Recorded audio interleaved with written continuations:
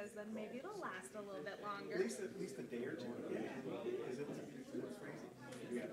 Oops. Anyway. I'm sorry. Signing in. Oh, I gotta Perfect. sign in. Yeah.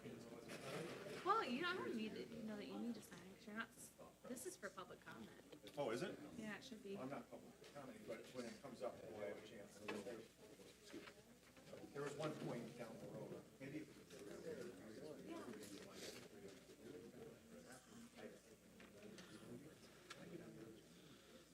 Yeah, Right, it's for cool. public comment. Well, I don't know where Mark went. Okay. It was very nice to meet you. Come on over. Yeah, that would be lovely. I have to, in full disclosure, my boyfriend does work for Rocket, so mortal enemies is what I hear. What we'll actually do is we'll convert you and say, you should get a job here, and it's real close. Perfect. It was so good to meet you.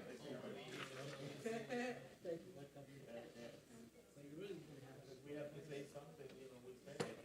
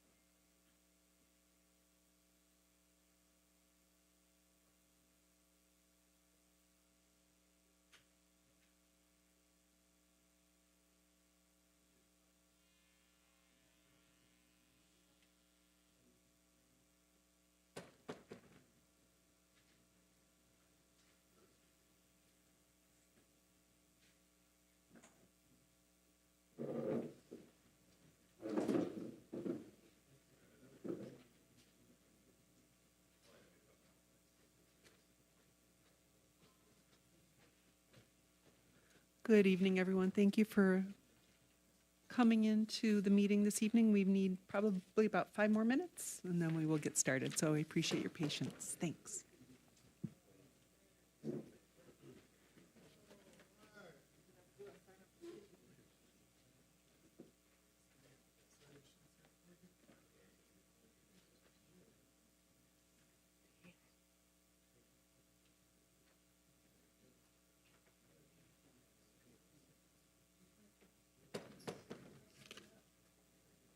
I know.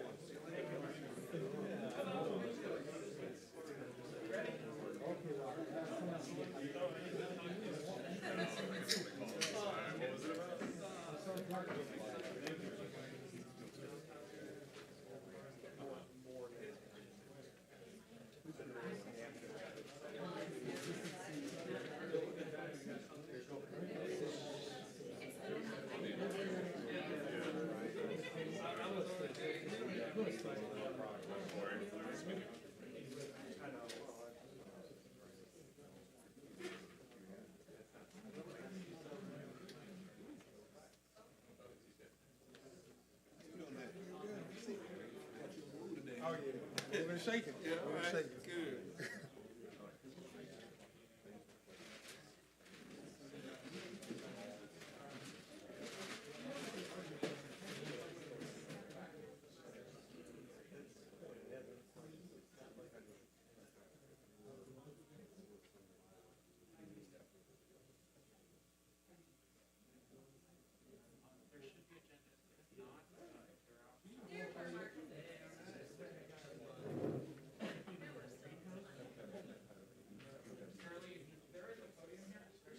Ready to go up here. What you doing? They wrapped it back where you standing at. You wanna, oh, right here, okay. Oh, okay, you got it. Thank you. Yes, ma'am, no Oh, problem. you back on my paper. I put you back on the list. I appreciate you.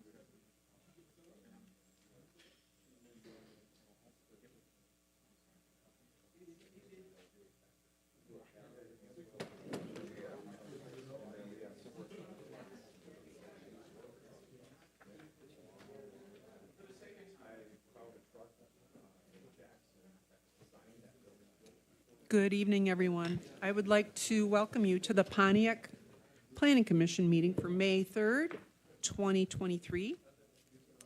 And I will introduce the people who are here to assist with the meeting tonight. To my far left, we have Mark Yandrick, who's our planning manager. To my left here at the dais is Attorney Morgan McAttorney. Is that right? McAtanney. McAtanney, sorry about that. Bernita Duval, Michael McGinnis will soon arrive, we hope. Here on my left immediately is Tim Shepard. To my immediate right is Christopher Northcross, Sam Henley to his right, and I am Mona Parla, Planning Commission Chair.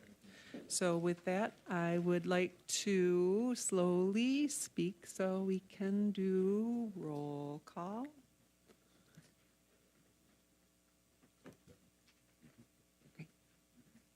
Are you ready for Duval. Mic on? your microphone's off? No, Your the microphone's off.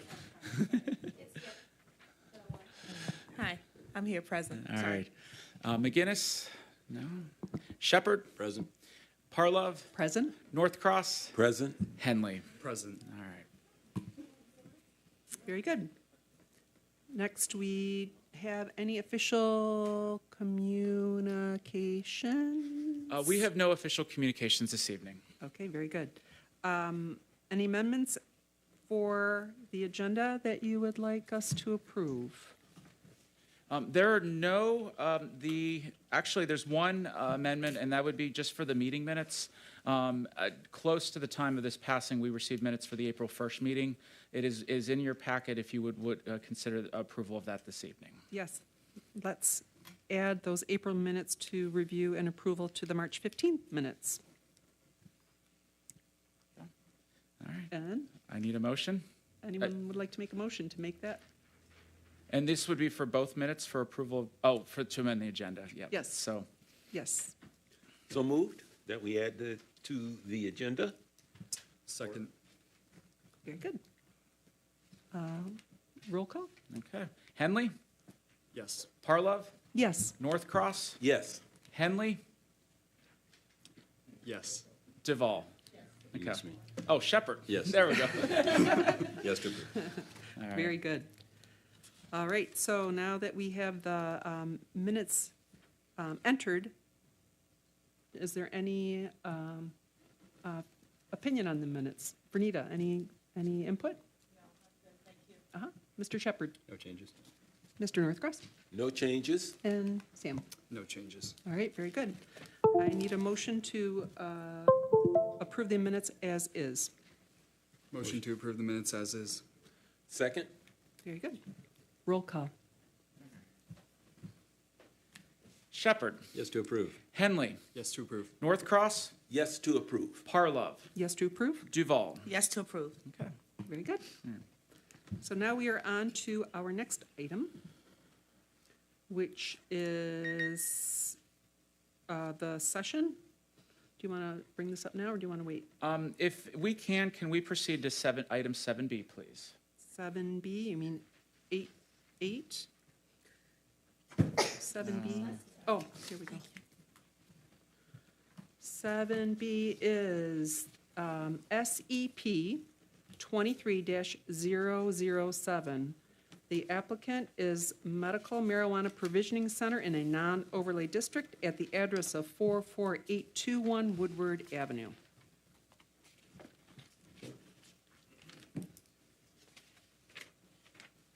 And for those in the audience, we are rearranging the order and doing 7B before 7A. Very good. So you can come here. I'm giving the mic to Senior Planner Corey Christensen, who will be going through this presentation. Thank you. Top is for laser, and then right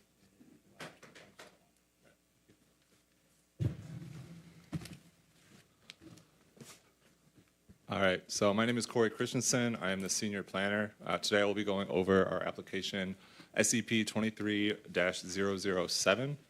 This is for a medical marijuana provisioning center at 44821 Woodward Avenue. It is located in the C3 district.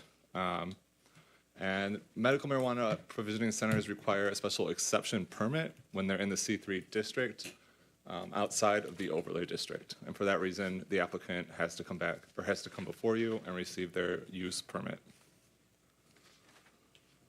This is where they're proposing the location. It is on the west side of Woodward Avenue, south of South Boulevard.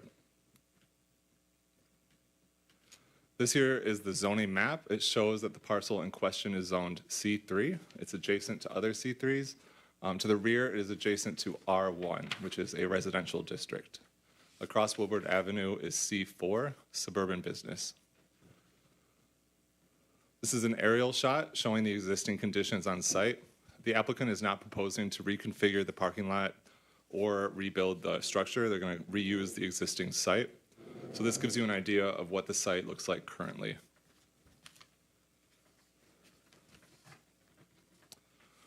These are some renderings of the facade. And this is what they're proposing to turn it into.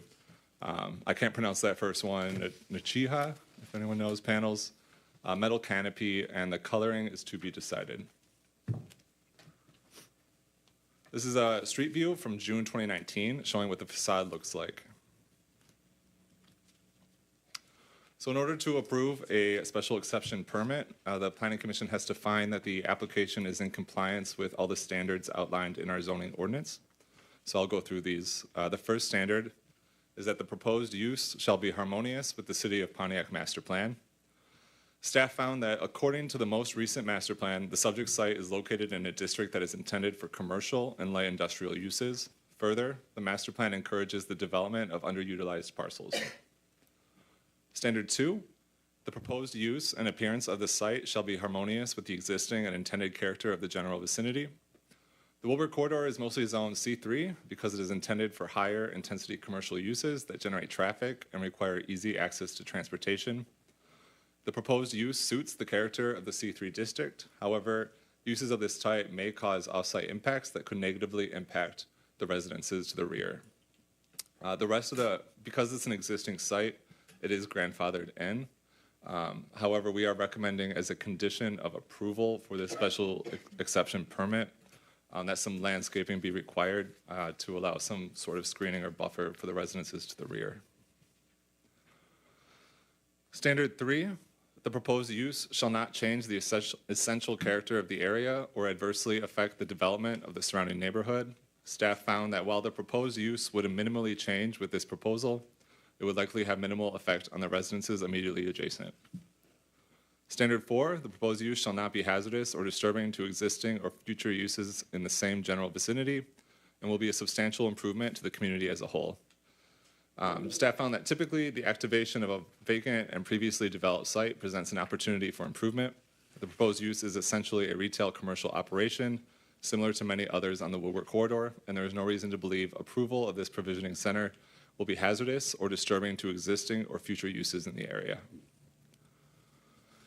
So with that, staff has found that with that one condition that we discussed, the application appears to be in compliance with the standards, in compliance with our zoning ordinance, and we are recommending approval with one condition. That condition is the applicant shall install 4 understory trees in the open space along Earlmore Boulevard to provide adequate screening. And the reason for the understory trees is because there is a power line, so we just want to head off any future issues with that.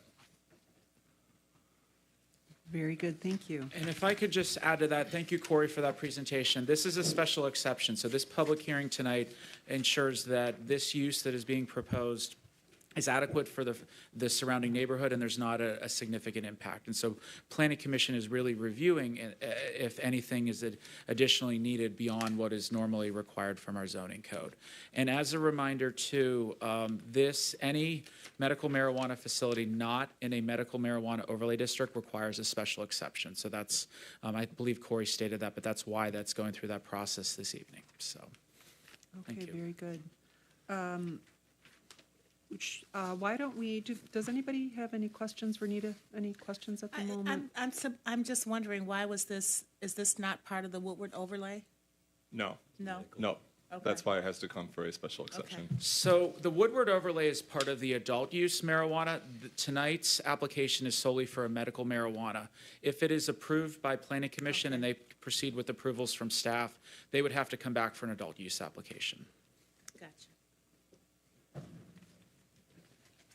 Tim, anything? I don't have questions. No. Christopher? Not at this time. And Sam? No questions. Okay, very good. I do not have any questions at the moment either. So is the petitioner here? Why don't you approach the podium and state your name and address for the record? My name is Brian Wickersham, 25000 North River Road, Harrison Township, Michigan, 48094. Azur Maddy, J&A Architectural Engineering, 3250 West Big Beaver Road, Troy, Michigan. Thank you very much. Do you have anything you'd like to add to the presentation?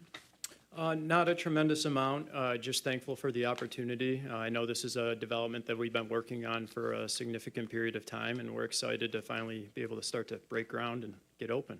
Very good. Thank you. You're welcome. All right, then if you have nothing more, what I would like to do is I would like to open up the public hearing for this particular item. If anyone has any questions or would like to make a statement, please approach the podium, state your name and address for the record, and we'll have 3 minutes for comments. Public hearing is open.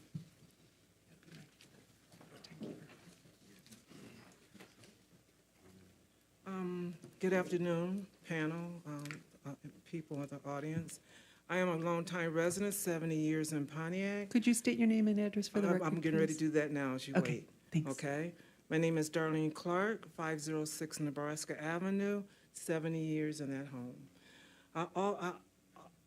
My request, part of me have an objection to them putting this on commercial marijuana for one reason. The corner street where that's at has long, ever since I can remember, been a store where the community come to that store. Children walking down the street, it's on the corner. The door faces, as you can see, it faces Nebraska, not Woodward. To me, as a resident, that is the #1 problem. If the parking lot, and then you have, like you say, trees. In a neighborhood, trees doesn't do justice. It does not stop the kids or teenagers, people, crowds, you name it, from coming to there. Do you understand what I'm saying? If you put a wall, instead of having trees, and that's why I say part of me agree and part of me don't, but if you put a wall around the surrounding areas to almost isolate it, make the door entrance into the front, that will show more concern for the neighborhood. Thank you.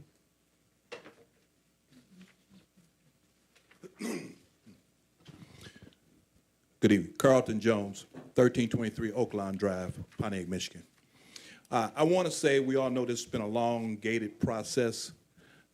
This applicant came into town years ago and was reaching out to the community. We were involved with a lot of workforce development efforts. They embraced it. They were stepping forward, trying to do everything they could to learn about the community. And I know Ms. Clark, I'm glad she said either way.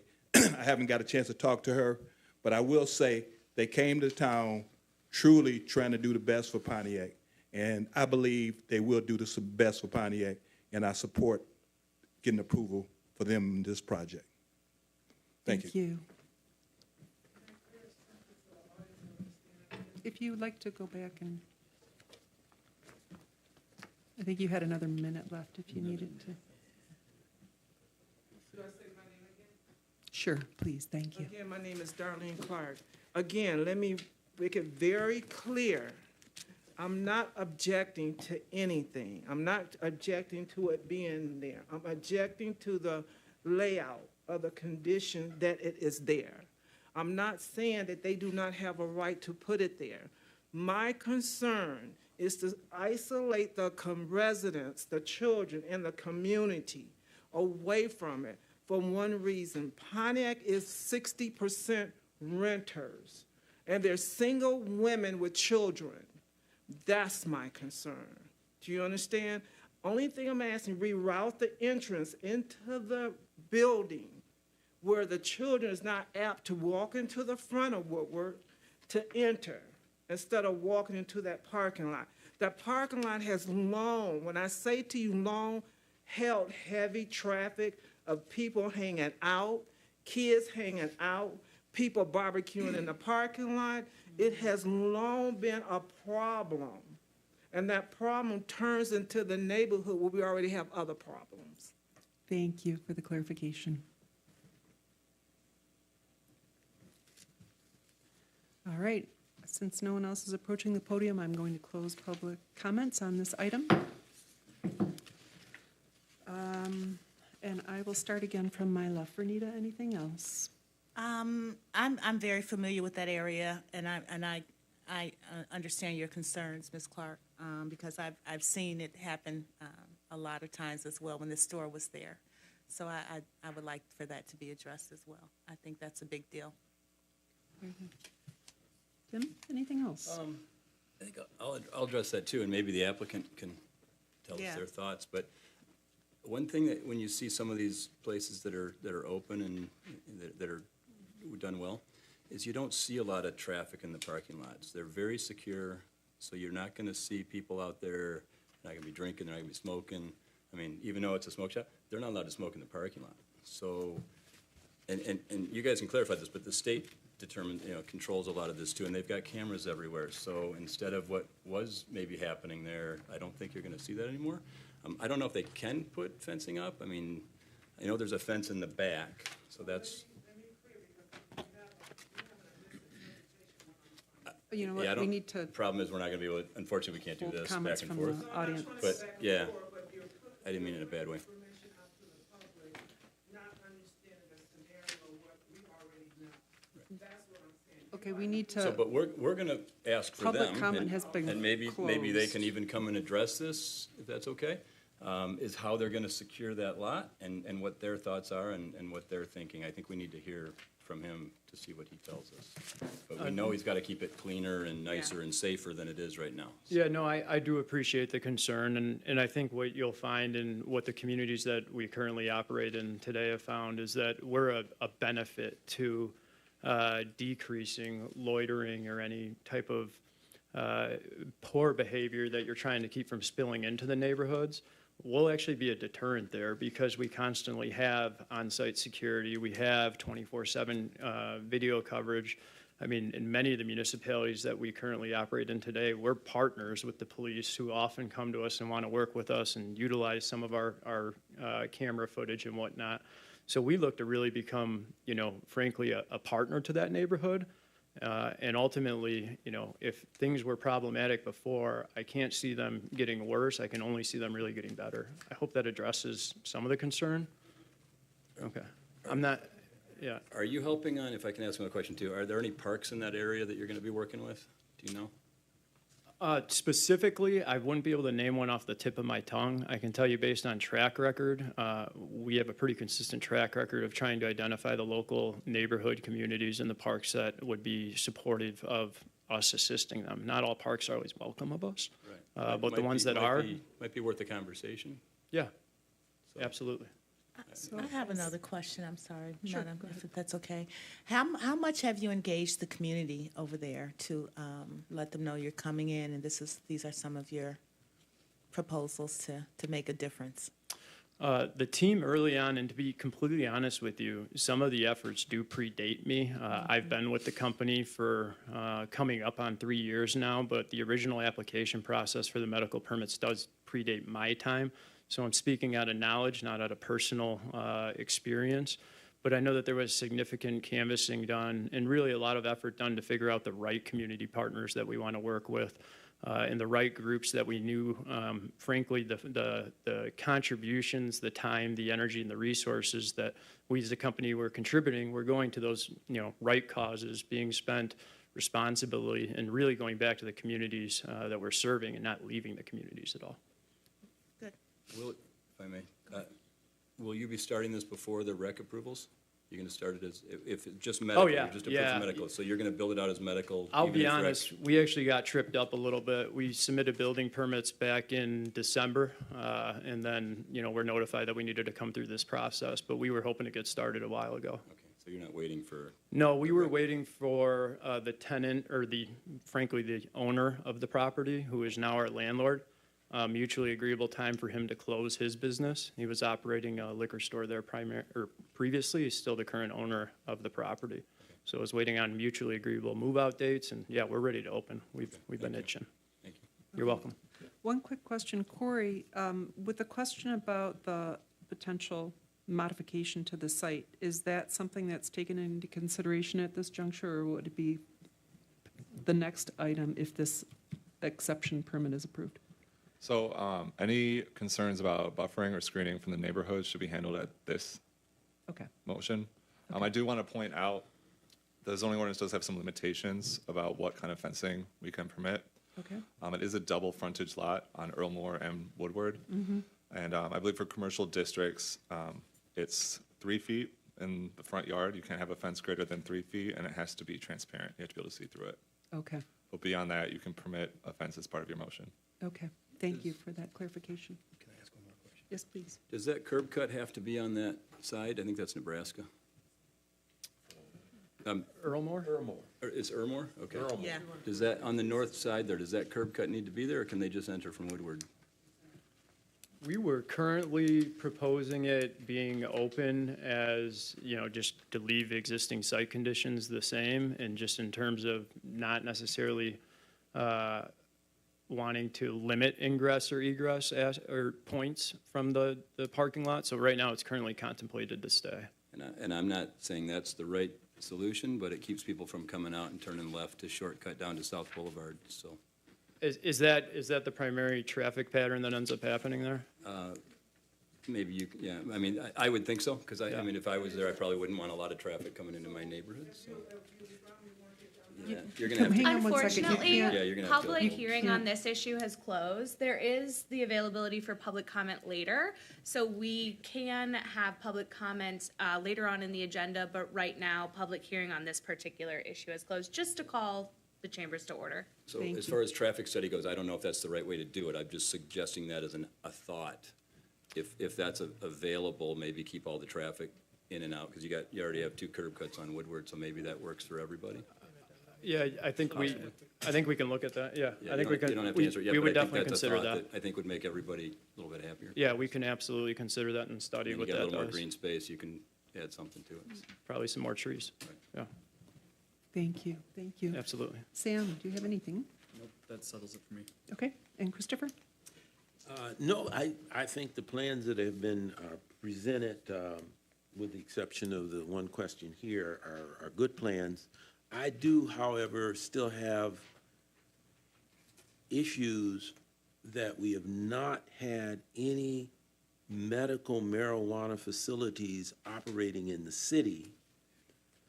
Thus, it's hard to extrapolate and predict how one will operate in a special exception issue, or in this case, a special exception. So for that reason, I am very, very hesitant to say, yes, go with this, until I have the actual experience of a medical marijuana facility operating in Pontiac within at least within the overlay districts, before we start branching outside of those overlay districts. Thank you. That's my concern. Okay, thank you. Corey, can you update us on where we are with applicants, businesses that are soon to be functioning as medical marijuana facilities? Do you know? I'm going to defer to Mark Yeah. on that question. And if I could just answer Commissioner Northcross's thing, the city staff is looking at other locations outside the city since we don't have one here. I think that's the best case example. Anyone that is coming before Planning Commission has gotten a conditional approval through the business license process. So I want to share that regardless of where you're located, if you had a conditional license, you have the ability to come to Planning Commission. But we are currently working with approximately, I think, 12 users on an active basis. Some have come to Planning Commission, some are coming to Planning Commission tonight, or some are being set up to come to Planning Commission. We have not had one get a final site plan yet. I think Corey and I are working with multiple applicants that we're hoping, we're trying to giving them the information they need to submit to us to be able to get that approval, not just from us, but the other entities such as engineering, fire, and the Water Resource Commission and buildings. So that's the update on that. Thank you for that. Anything else, Christopher? No, Okay. that's my concern. Okay. Just a couple of questions that I had. It talked about the lighting in the site plan that needed to be addressed. Is this something we touch on now, or is it later? So right now, we're discussing the special exception permit. Okay. Later today, we will be addressing the site plan, so that is on the agenda for today, but right now, we are simply addressing the special exception permit. Okay, so the fencing would be later. Exactly right. Okay. All right, then I do not have any other questions for anyone. I would like a motion from someone here about this proposal. What is the recommended, I didn't see the recommended. Oh, I'm sorry. The recommendation from staff is to approve with one condition. The condition we're proposing is the applicant shall install 4 understory trees in the open space along Earlmore Boulevard to provide an adequate buffer. I'd like to make a motion. Okay, please do. I'd like to make a motion that we approve this proposal with the one condition considered. The applicant shall install 4 understory trees in the open place along Earlmore Boulevard to provide an adequate Buffer. Okay. Can we add something to that? Would you mind looking at something else? Go ahead. Just this one curb cut issue. Is this where we would address that? I'm going to defer to the attorney. I would address that in the site plan approval. So this doesn't change that by approving this right now? Exactly. All right, I'm good. If I may ask a question to our attorney, wouldn't a special exception address concerns to the surrounding neighborhoods that should be addressed here, where during the site plan process, it's really following the zoning law, where there's grandfathered things that would be remaining in a site plan process? So, To be safe, if you want to add that condition here, we can absolutely. I Okay. would normally add that in a site plan approval, but to be safe, I will defer to your recommendation. thank you so much. All right, then I think we need to add one more item. So we're adding that additional item of the curb. Well, why don't you? I think it needs to be looked at. I think the simple solution could be a no left turn, so we might be able to leave it open both ways. But if you prevent the left turn, it allows them to keep their curb cut. That might be a better, so I guess what I'm saying is, we need to just have a solution for it. I'm not saying it should go away. I don't want to put that into this right now, because I think that could be burdensome for the applicant. So I know I'm saying a lot right now, but I think there's two solutions. One, the simple solution is no left turn. That might address exactly what we're talking about without killing the curb. If I may, do you want to go, Mark? Yeah. If I may ask a question, maybe countering that, what if you live in the neighborhood and want to, get something in facility and you want to make a left there? So really, from a planning perspective, it's, unless there's a wide enough thing that you can put a concrete or a median strip in there, it's very hard to enforce a no left turn.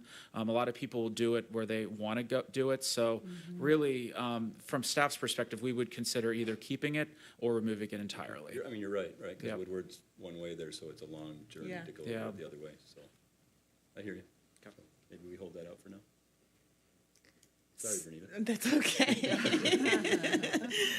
I'm going to keep with my original motion. Good. All right.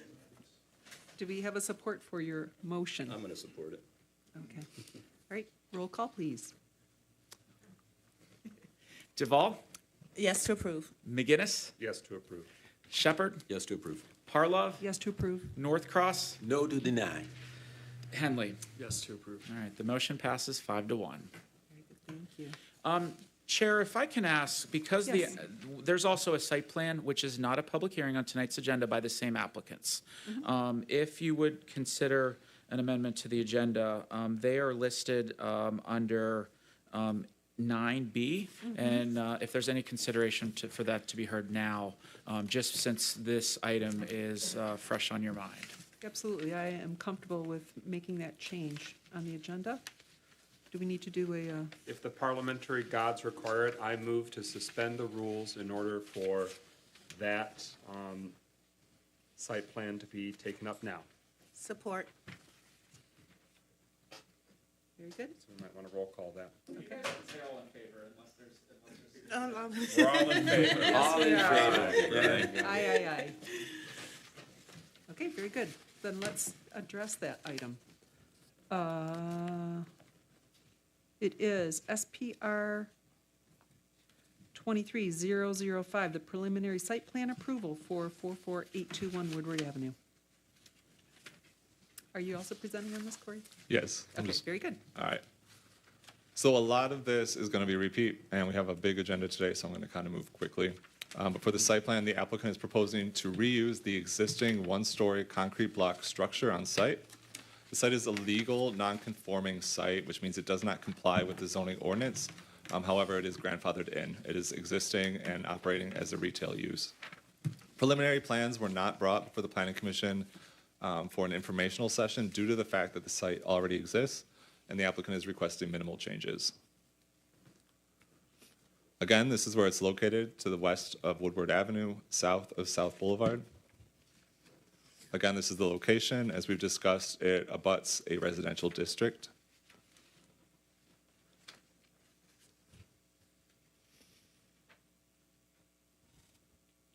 So I'm not going to run through all of these. Basically, I highlighted all the areas in which it is not compliant with the zoning ordinance. However, it is grandfathered in. I just wanted to make sure that the commission was aware in their staff report of what the deficiencies are. As you can see, they're extensive. And then for standards for approval, there are 5 standards that the commission must keep in mind when they're making their motion. Standard 1, circulation. Staff has found that the proposed parking lot to the west of the building has adequate circulation and appears to provide a proper relationship between the existing streets and the proposed development. Buildings, staff has found that there is no reason to believe approval of this site plan will result in adverse effects upon the owners and occupants of adjacent properties. Natural features, staff found there are no existing natural features on site in need of preservation or protection. Site layout and screening, staff found that the site is deficient in the number of trees required along the property line adjacent to residential. However, there is a 6-foot masonry wall currently existing, and it will remain. Lastly, compliance with the zoning ordinance. The proposed site plan is not in compliance with several provisions of the zoning ordinance. However, the site is grandfathered and legally conforming, or legally non-conforming, sorry. And so with that, staff's recommendation is approval with 2 conditions. The nonconformities identified in the staff report will not be altered, extended, or enlarged. Doing so would then require the site to get a site plan approval and come into compliance with the ordinance. And the second condition, any conditions of approval of special exception approval must be maintained, which was the tree condition from our last motion. And with that, are there any questions for me? I have one. Sure. I thought I saw in the plan a second story. No, I believe it's 1 story, but I can go back. Because there was I thought I saw a thing for stairs and also, That may have been a different maybe, rendering for a it might, different maybe, petition. maybe I was The confused. applicant can speak to that, but I do not recall there being stairs, and it's a 1-story structure.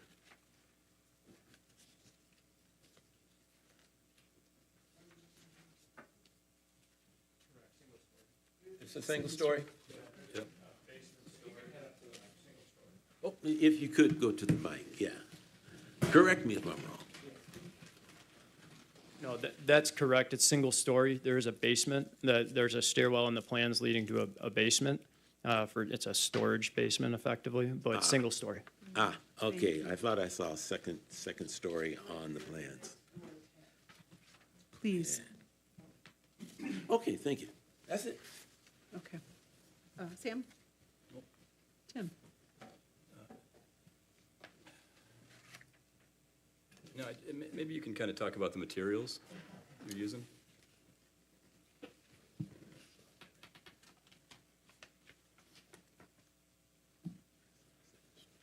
So the materials we're proposing here are Nichiha panels. I don't know if you guys seen these before, but they're fiber cement panels.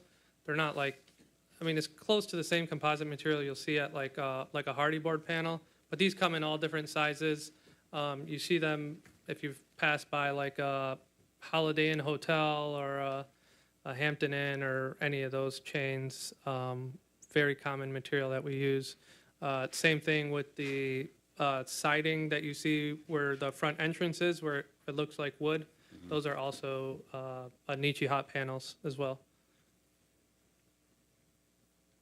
So similar type construction, very similar composite material.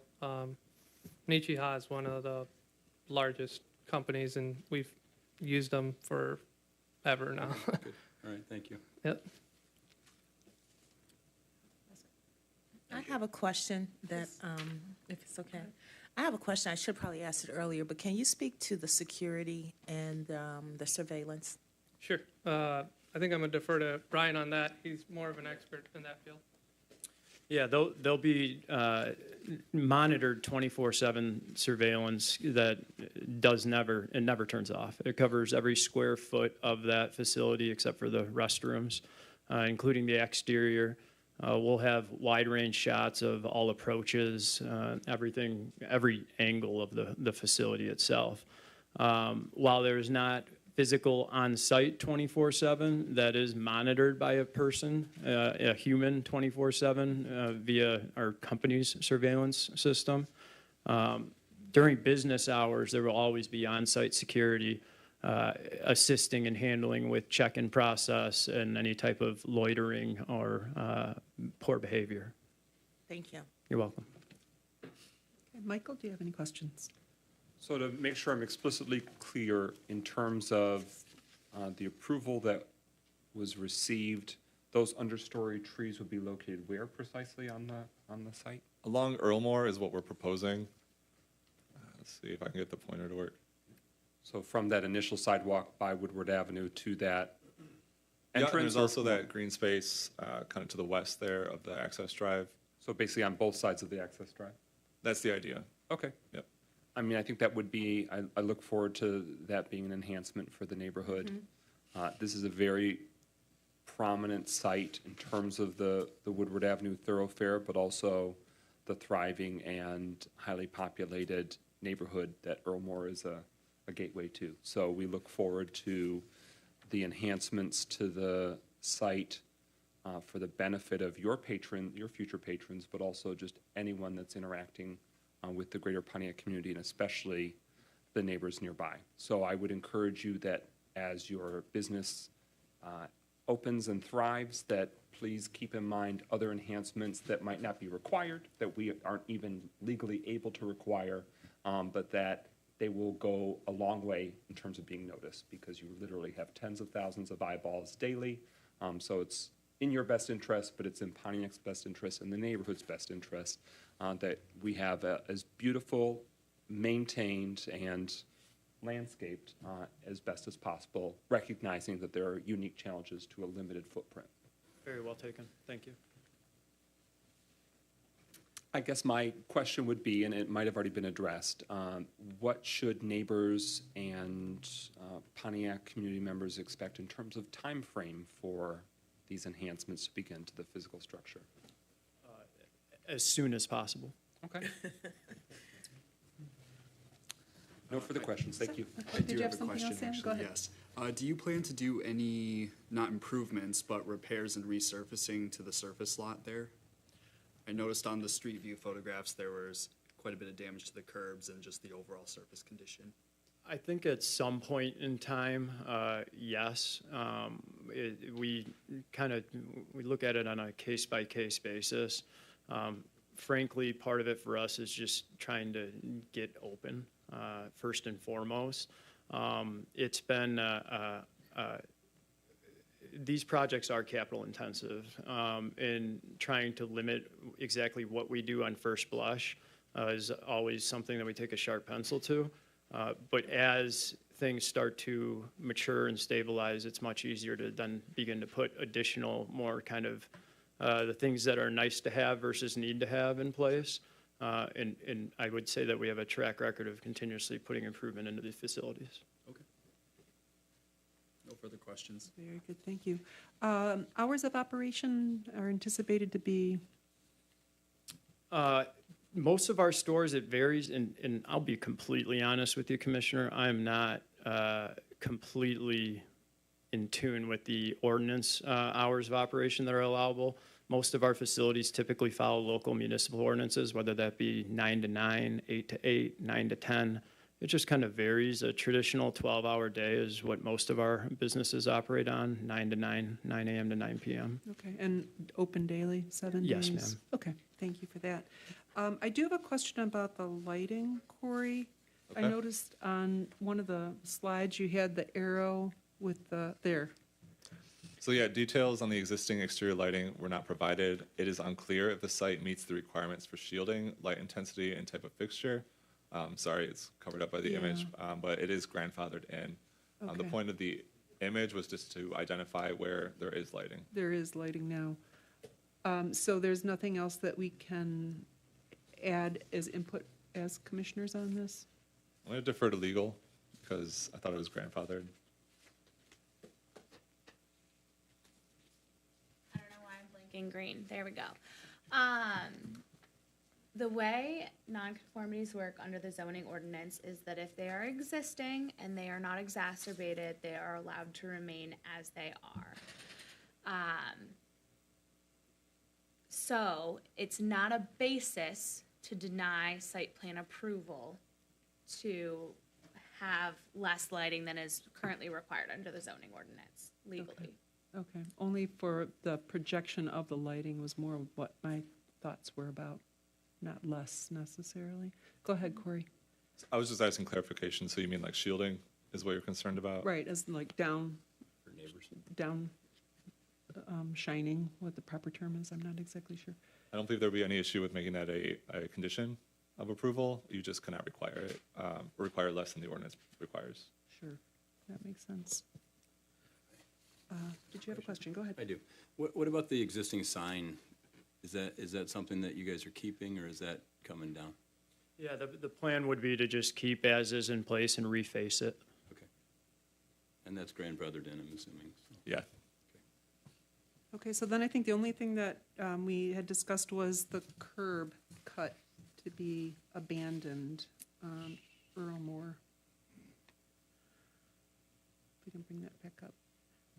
I appreciate the thought of doing no left turn, but I know that people don't always pay attention to the signs when they drive. So I think that it would be helpful to the neighborhood, since there are two very wide entrances and exits from Woodward.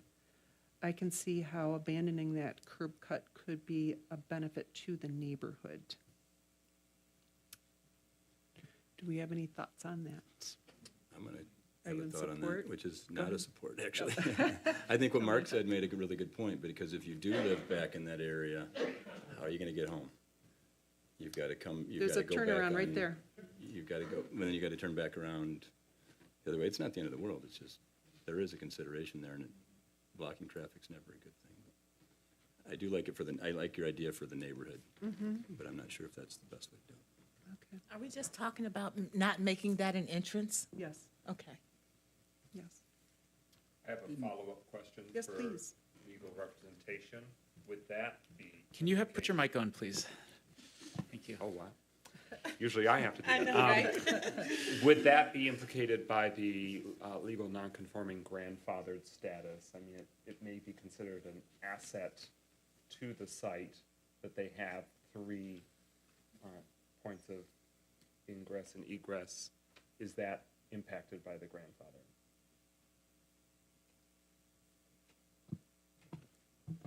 I don't know why that keeps happening. It's because all the microphones are on, that's why I turned mine off, so you could go live. Oh, good to know, good to know. So the way grandfathering works is that when there is an existing nonconformity that is basically impacted by an amendment to the zoning ordinance, that existing nonconformity is allowed to stay as it is.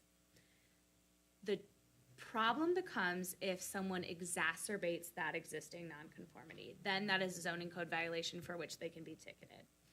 This is a little bit of a different situation. Obviously, this is an existing nonconformity, so we're not requiring them to be brought up to the current zoning code because it's grandfathered in. That being said, if we want to place conditions on this site plan approval, we are entitled to do that. The Planning Commission is entitled to do that. So relinquishing a curb cut is within reason. That is within the authority of the Planning Commission. Thank you. Question. Yes, please. However, we can't do anything about the lighting. We can't require that as the lighting. No, what I was saying was that's also an existing nonconformity, so it's not a zoning code violation. So hopefully the designers will take that into effect, and even though it's not required, we'll keep that bleed off of light to the surrounding neighborhood to a minimum. Thank you.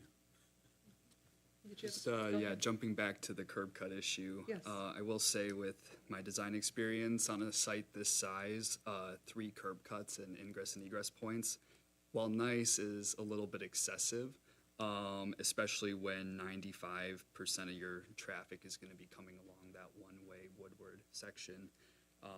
So while nice, I think it wouldn't be the biggest deal, and it might have a safer environment if you close off that third entrance off of Earl Moore. If I may ask for the commission, this has not been reviewed by the fire department, removing that third curb cut. So if you do propose a condition, just add something in there upon fire department approval. Okay, Thank you. Madam Chair? Yes, sir. My biggest interest in considering the Earl Moore access for the site is impact on the neighborhood. And I'm thinking about many prospective customers may prematurely turn on Earl Moore thinking that that is how they may access jars. I mean, it's just the nature of I think it's 40 miles an hour posted speed limit at that point, but often it's well in advance of 50 miles per hour. That some folks, if they're not accustomed to the site, they might turn prematurely. And if they do so, now they're in that neighborhood that doesn't, in part because of the hospital's placement just to the south of the site, there isn't a quick or easy way, especially for those that are uninitiated with that area. So we might unintentionally be diverting more traffic or more wandering, wayward folks into the neighborhood that might cause more frustration for residents. So it cuts both ways. There's, in part, we're trying to anticipate future challenges. In part because of how the neighborhood is laid out and because of the road closures over the decades as St. Joseph Mercy, Oakland Hospital, whatever they know themselves as today, that many times someone will use a neighborhood turnoff because they want a shortcut.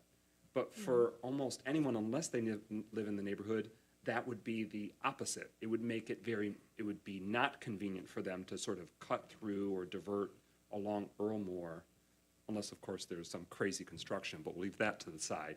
But traditionally, if all roads are open and passable, I don't foresee that being as big of an impact. So as I'm weighing the pros and cons for the neighborhood, I think that there might be benefit to retaining that third access point versus closing it. Okay. But I'm trying to think about it from the perspective of homeowners and residents that are sort of in and near that street. What does that mean in terms of the practical end user for them? Let me ask a question just as a thought to what you're talking about. Because these curb cuts on Woodward are very prominent. The curb cut on Earlmore is minor in comparison. Can any signage be added as like an entrance sign with an arrow? You mean as a condition of approval? Sure. What kind of signage are you talking about? Like, an entrance sign, something that's very low and won't obscure view of traffic if someone is then exiting. Am I getting it? Go ahead. I'm not sure that we need to condition that. The applicant, with our sign code, the applicant has the ability to have small entrance signs as part of this. We really don't review signage. I mean, it's important to identify the circulation patterns here, but they have the ability later on in a zoning process to add those. Okay. So, Okay. and being that this is an existing site, it's not changing anything. It's really keeping the existing layout. Okay. So. All right, then those are my questions, and I'm going to leave it up to my fellow commissioners to bring a motion. You want to pull that slide up for Thank you. Thank you, everyone. There we go. And just to clarify, you added another phrase at the end of number 2, any conditions of approval of special exception approval. No, I was just elaborating to explain what that meant, but you can just read it as is. Any conditions of approval of special exception approval. Staff recommends approval of the site plan with the following 2 conditions. 1, the nonconformities identified in the staff report will not be altered, extended, or enlarged. And then, any conditions of approval of special exception approval must be, it just... Must be honored. Must be honored. I just felt like it was missing sort of the nature of it. I've got a motion then. I move approval of the site plan with the following 2 conditions. 1, the nonconformities identified in the staff report will not be altered, extended, or enlarged. 2, any conditions of approval of special exception approval must be honored. I support. Okay, roll call. All right, McGinnis, Yes to approve. Henley, Yes to approve. Northcross, Yes to approve. Parlov, Yes to approve. Shepherd, Yes to approve. Duval. Yes to approve. Okay, motion passes 6-0. Thank you. All right. Chair, if we may, go back to 7A. But as part of that, there's a request to go into closed session. Now, our attorney is providing the motion for legal reasons. Morgan, do you have anything to add to that? The motion is on the second page. It is Yep. highlighted. Sorry. No, you're good. I don't like that these are not wheels. There you go. apologies. We were gonna provide these in closed, but I don't think that Mark realized that the motion to go into closed is in this letter. So that was a miscommunication on our part. All right. I guess I'll make it. Yes, please. I move to enter closed session to discuss a confidential legal opinion regarding the proposed zoning ordinance amendments pursuant to MCL 15:268H and MCL 15:243L and G. Support. Roll call. Duval, Yes. McGinnis, Yes to approve. Henley, Yes. Parlov, Yes. Northcross, Yes to approve. Shepherd. Yes. We will work to make this as brief as possible. For anyone that has not received an agenda, there are more at the podium, and hopefully we'll be back to you very soon. Okay.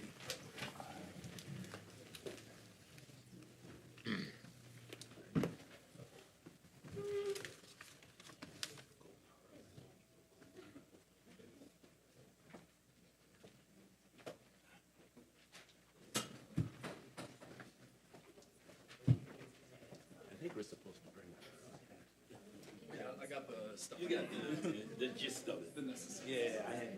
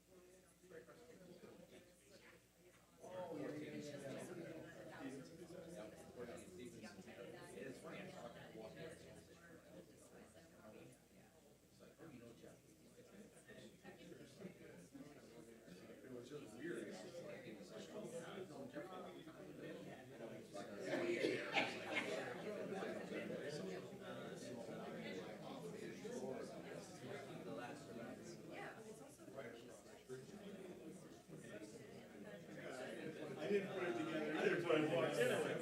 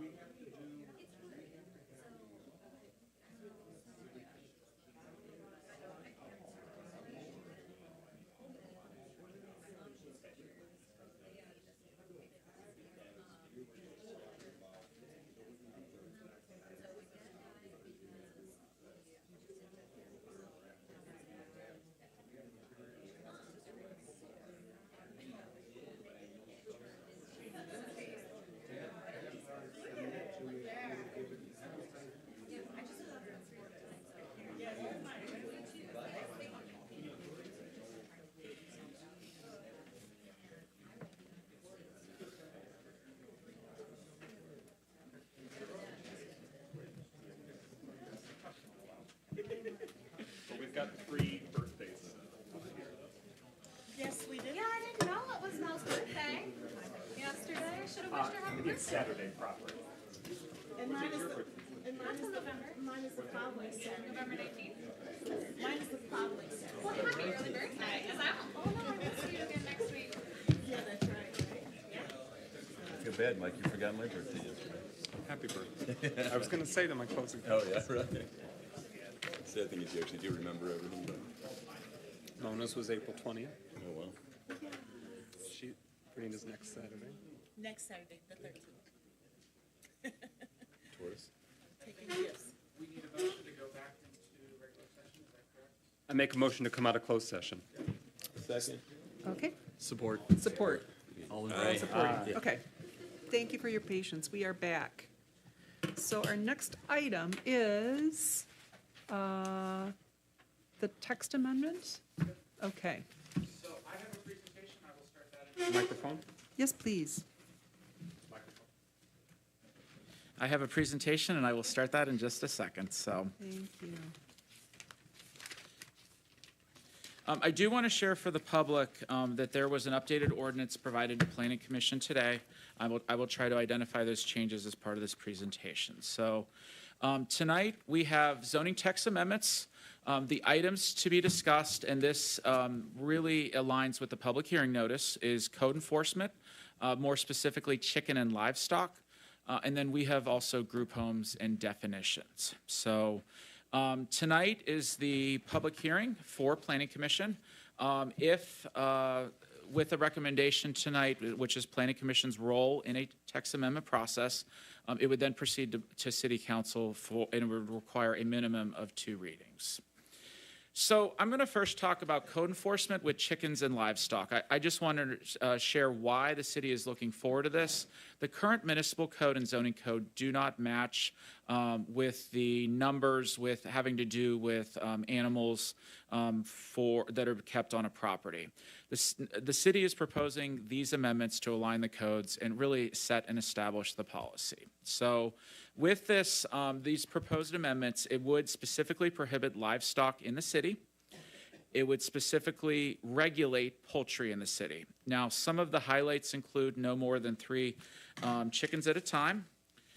Roosters or male chickens are prohibited, must be an enclosed facility in the rear yard, and sets the permitting and inspection process.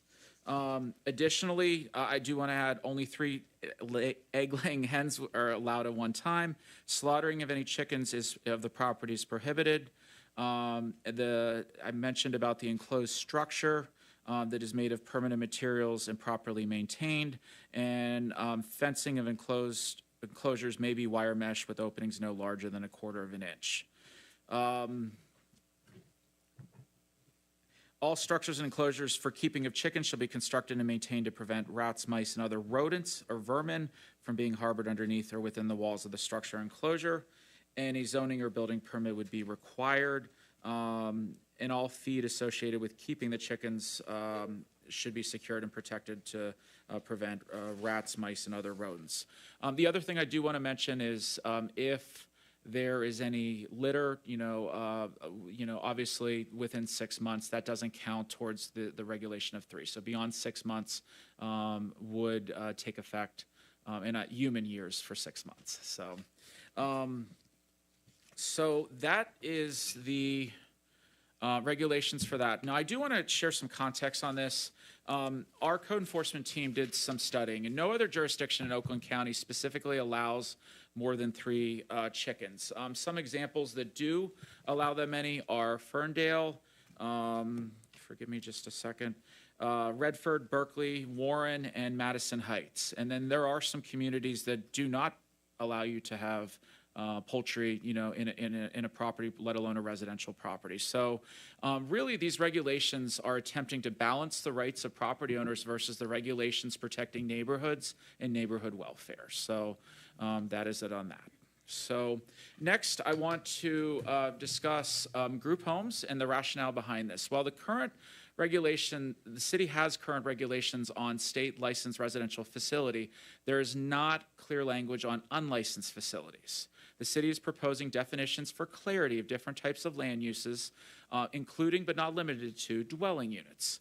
And the city is proposing increasing the buffer yard distance from 500 feet to a half mile to prevent clustered neighborhoods of similar facilities. So the amendments establish unlicensed residential facility as a land use. And if I may, I'm going to describe the definition here. This was not meant to be creative. I think it was meant to just establish it because there are a lot of, it's currently not within a code within our city. And that is,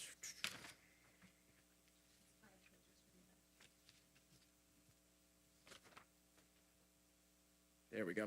Any structure used for multifamily residential purposes, which is used, operated, or financed in a manner similar to a state-licensed residential facility as defined below, but which is not licensed by the state of Michigan. Such unlicensed residential facilities, to the extent permitted by law, are permitted only in the R4 zoning district by special exception permit.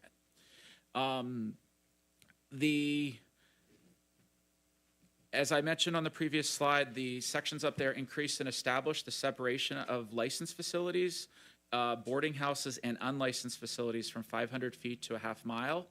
But I do want to state that existing permitted and licensed facilities in the city are exempt. So they have an established use, they're licensed through the state, they're permitted through the city. These are allowed to continue. These amendments would only apply to future applicants that are receiving approval from the city. And as I mentioned with the unlicensed residential facilities, it's restricted to the R4 zoning district. This district is actually called the multifamily dwelling elevator apartment zoning district. Now the district is similar to R3, which is multifamily dwelling units, but has flexible zoning requirements that are slightly different than R3, highlighted by the elevator, but it's not restricted to that itself. There are some other setbacks and heights and lot size restrictions within that section of the code. There are approximately 5 properties in the city with the R4 zoning district.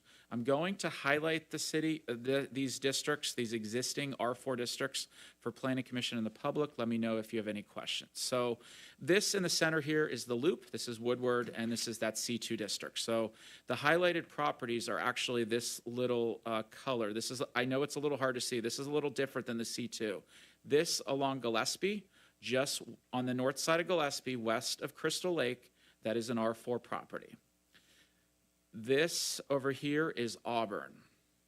And this is the railroad tracks, this is Opdyke, and this is MLK. So there are some lakes here. This is R4 right here. So this is south of Auburn. Moving north, this is University right here. This is Featherstone. And you can see this highway is M59. There are several properties around the MLK exit of 59 that are zoned R4. So those, I just wanted to share, those are the existing zoning districts that are in the city. This does restrict them to certain areas, but staff feels that it is appropriate, just that aligns with maybe an unlicensed facility that maybe would need some accessibility requirements to be in a location with an elevator. So really, a summary of these zoning text amendments is it really establishes definitions for clarity, both for code enforcement items and for these residential facilities. It really aligns the municipal code with the zoning code with the municipal code, but also aligns with the state of Michigan's licensing. These proposed amendments attempt to balance competing interests for residential property and neighboring use. That is my presentation this evening. Staff is asking Planning Commission for a recommendation to City Council tonight. But before opening it up, I would like to cede the floor to the city's attorney, Morgan McAtamey, for some additional information. Thank you. Good evening, Commission. I know this is the second time that I have been before you guys. The first time was also on a bunch of zoning ordinance amendments.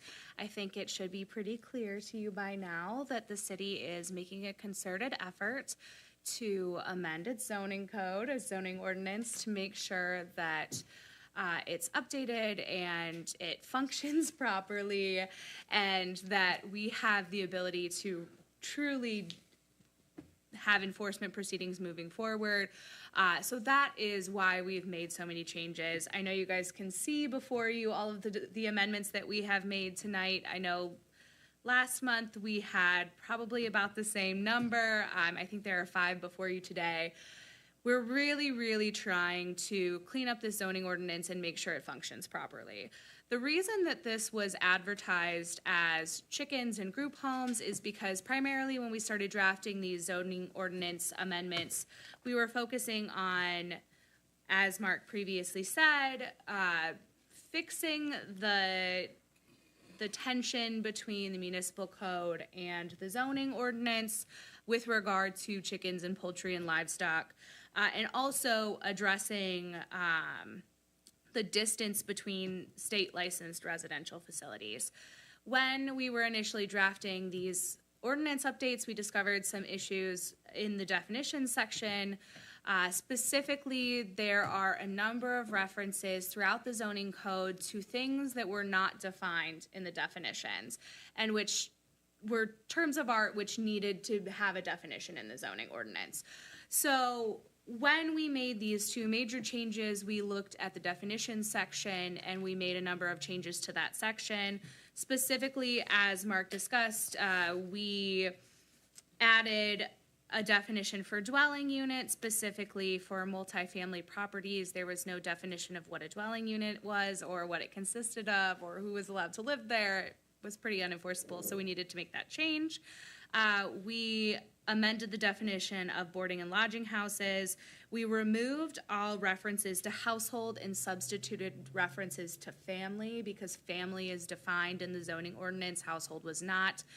Just for clarity for the audience today, family is not defined as a nuclear family like you would typically conceive of it, not parents and their children. It is defined as individuals who are living together, who intend to remain that way in a non-transient lifestyle. So it's much more inclusive than it sounds on its face.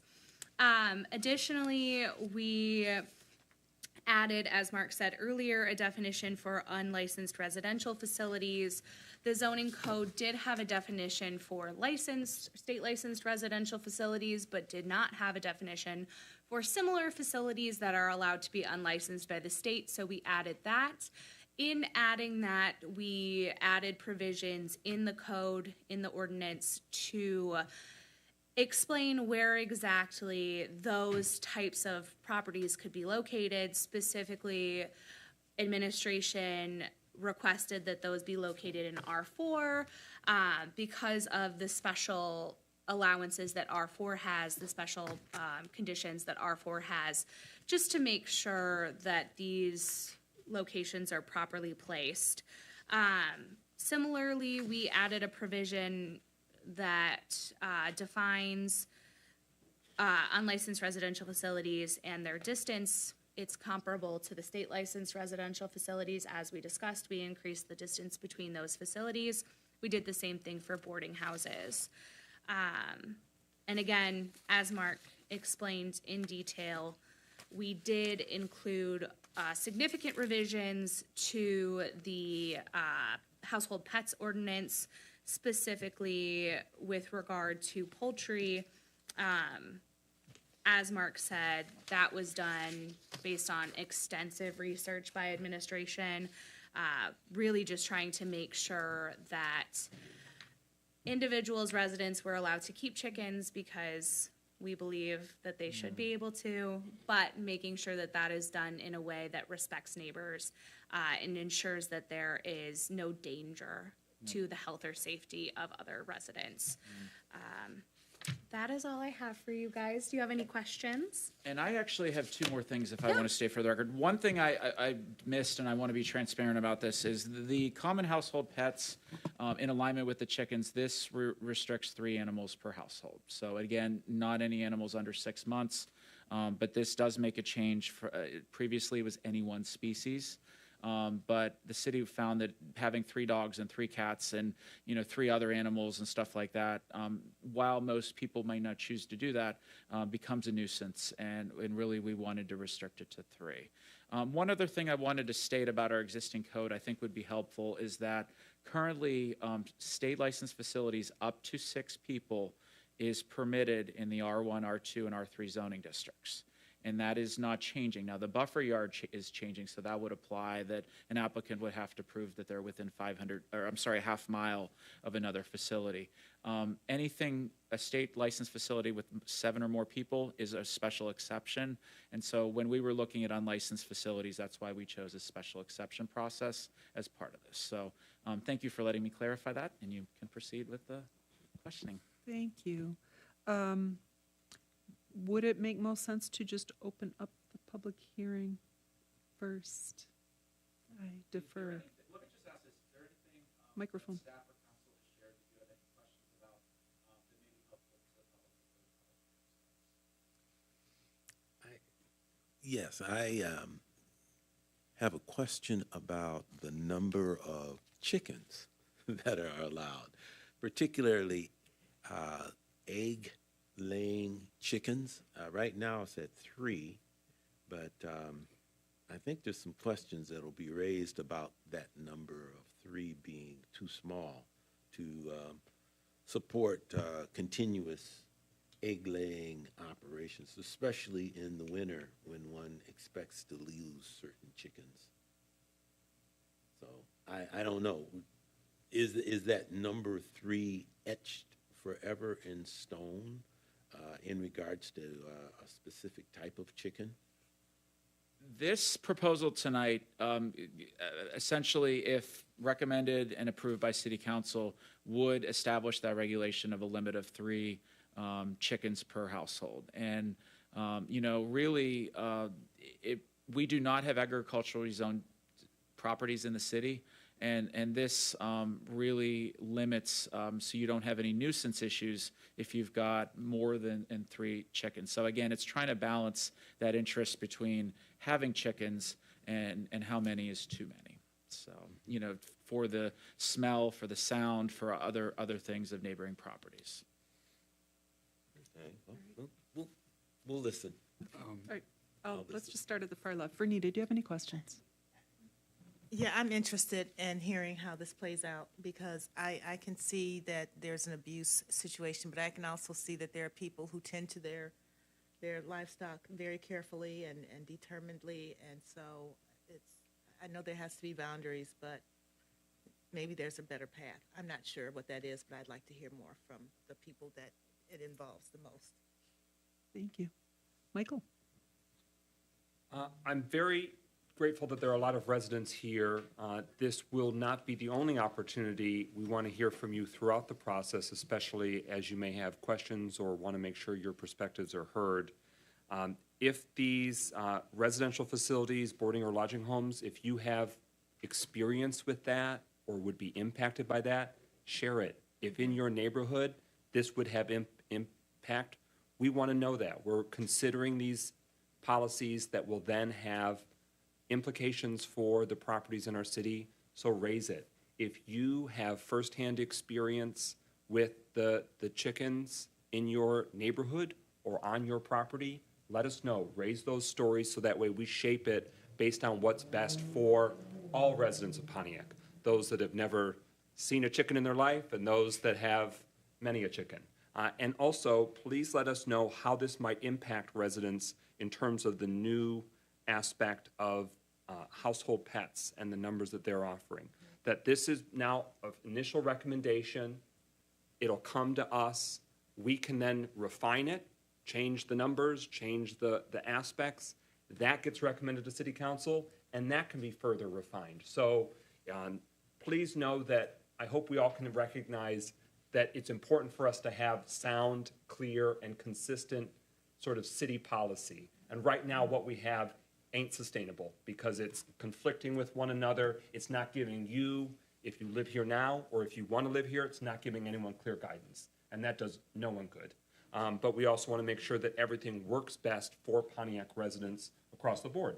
And so that's why we want to make sure that we're planning appropriately and we're zoning in our community appropriately. So I just want to offer that this is sort of the beginning of the conversation, not the end. And I'm really grateful that there are many residents here at the beginning of the conversation, so that way we don't have to wait till right at the end to then make those final changes or to have your voices heard.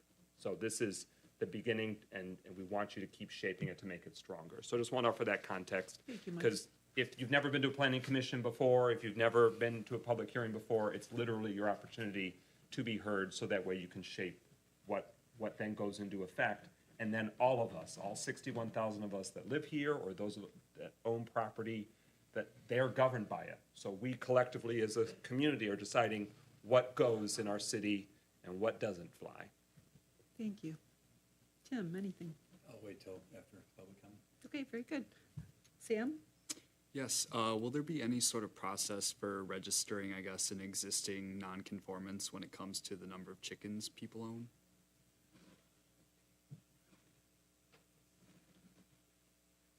I guess what existing, I'm not aware of the current makeup of existing, properties that have chickens, but would this nonconformity be allowed to continue? Under the zoning ordinance, yes, but we're also proposing amendments to the municipal code to comply with this. And the municipal code is different. So the municipal code gives the city police power, and they can enforce that code even if the law changes. So under this zoning ordinance, the existing nonconformities would be allowed to remain. That being said, and this is not before you today, the municipal code changes go directly to city council, so that will be on the agenda next week, I believe. May 16th, which is the same, if this goes, it'd be the same time as this goes. May 16th. Yep. Under that ordinance amendment, those additional chickens would not be permitted. Thank you. Christopher, did you have anything else? No, I'll hold any further comments until after the public hearing. Okay. I have a quick question on that note you just made. Actually, both Sam and Morgan just made. There is an example of a property that I've driven past that has multiple chickens in the backyard. There is no fencing. The chickens wander out into the sidewalk. I think there's more than 9 chickens in the yard when I looked at them today. So that is an existing situation. Morgan, are you saying that would be able to continue to exist, or would that be required to, be modified to a different number to whatever we agree to? So, under the current ordinance, the zoning ordinance that is before you, existing nonconformances are allowed to remain. Under the municipal code that is being presented to the city council on May 16th, that is going to read exactly the same as the zoning ordinance, whatever is recommended, that will not be allowed. Okay. Okay, thank you for that. And before I open up public hearing, what I would like to do is just remind everyone, we want you to speak, as Michael had said. Please come to the microphone, state your name and address for the record. We're going to limit comments to 3 minutes because I know everybody has a lot that they want to say. But also please be aware that once you have left the microphone, please do not continue to talk to us or anyone else in the audience. We're trying to keep this under control so that we can get through this meeting. So please be mindful of that. If you have questions, we will take your questions down and try and answer them after public hearing has closed. Okay? So with that being said, I'm going to open public hearing. Please approach the microphone. State your name and address for the record.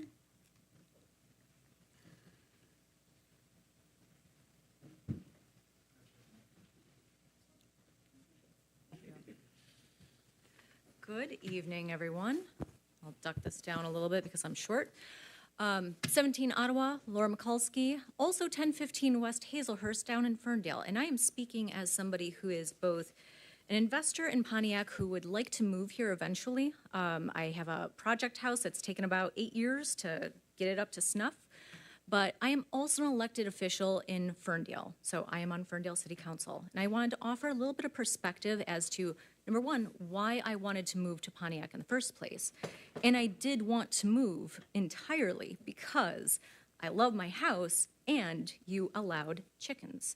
So I did my research before purchasing my home. One of the items that I I am a little bit of a stickler for details. Your current ordinance allows between 4 and 10 backyard chickens. What you are proposing is a decrease. And for somebody like myself, since I am a stickler to details, when I look at Ferndale and I look at some of my neighboring communities where I've been involved in their backyard chicken ordinances, there are certain elements that would allow for more hens. So for instance, in Ferndale, we started with 3. We moved up to 6. There are logistical reasons why we did that. Madison Heights actually does allow 6. Auburn Hills allows 6. There are reasons behind this, and I want you to keep that in mind as you're looking at this ordinance, because I would say it's about 95% of the way there.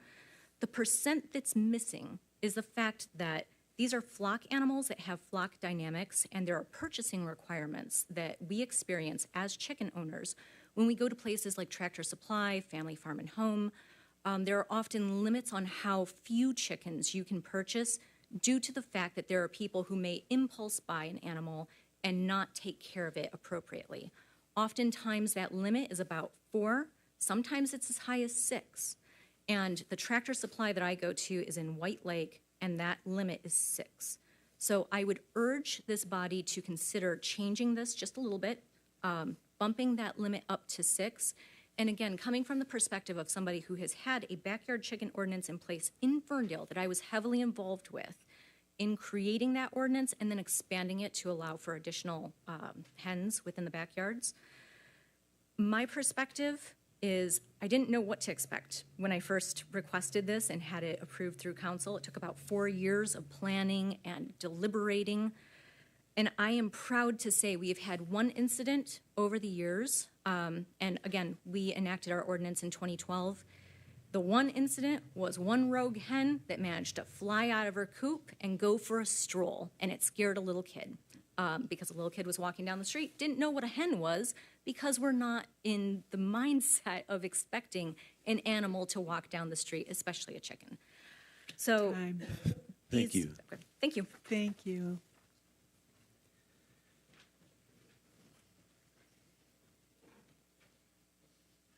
Good evening. Coleman Yoakum. I live at 29 Waldo. I work at 32 Newberry, and we have chickens at both locations. I am also here in support of moving the number up from 3 to 6 for many of the same reasons that Laura mentioned already. You can't buy 3 chickens at Tractor Supply. You have to buy at least 6, or some locations 4. So even getting 3 chickens is difficult.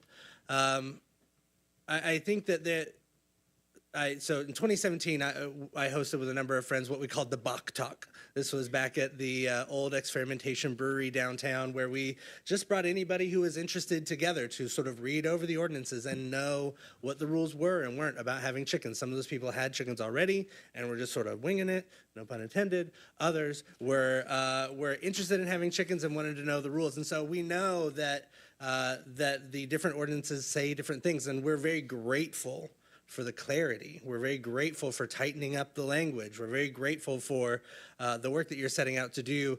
I would just encourage moving up the number from 3 to 6. Good chicken owners get annoyed at not great chicken owners. They make things hard for the rest of us. And so I feel like there was a lot of conversation in previous meetings about bad chicken owners, and nobody dislikes a bad chicken owner more than a good chicken owner, and there are a lot of them in the city. That was we were just having a conversation a moment ago about somebody said, I don't know how many chickens there are in the city because I never see them, and we go, great, that's how it's supposed to go. Like they're not supposed to be around or in other people's space. Like they're in your backyard, they're tucked away, they're contained, and they're well maintained and well taken care of. This just It came across my desk today. Thank you to the folks who alerted me that this conversation was happening. I didn't know that this was going down tonight, and so I'm very glad that I was alerted so that I could tell other friends and other people who are passionate about this issue to come out tonight. So thank you for doing it. Thank you again for tightening up the language. Please move that number up a little bit, and I also support, and I know that this comes up a lot because people aren't very educated about chickens, I support the no rooster rule. You don't need roosters to have eggs or to do anything other than procreate, and they're loud and they're annoying, so keep them out. Yeah, don't want them. But yes, thank you for your work. Thank you for your consideration, and thank you for putting this out there so that we could all come and talk about it tonight. Thank you. Thank you.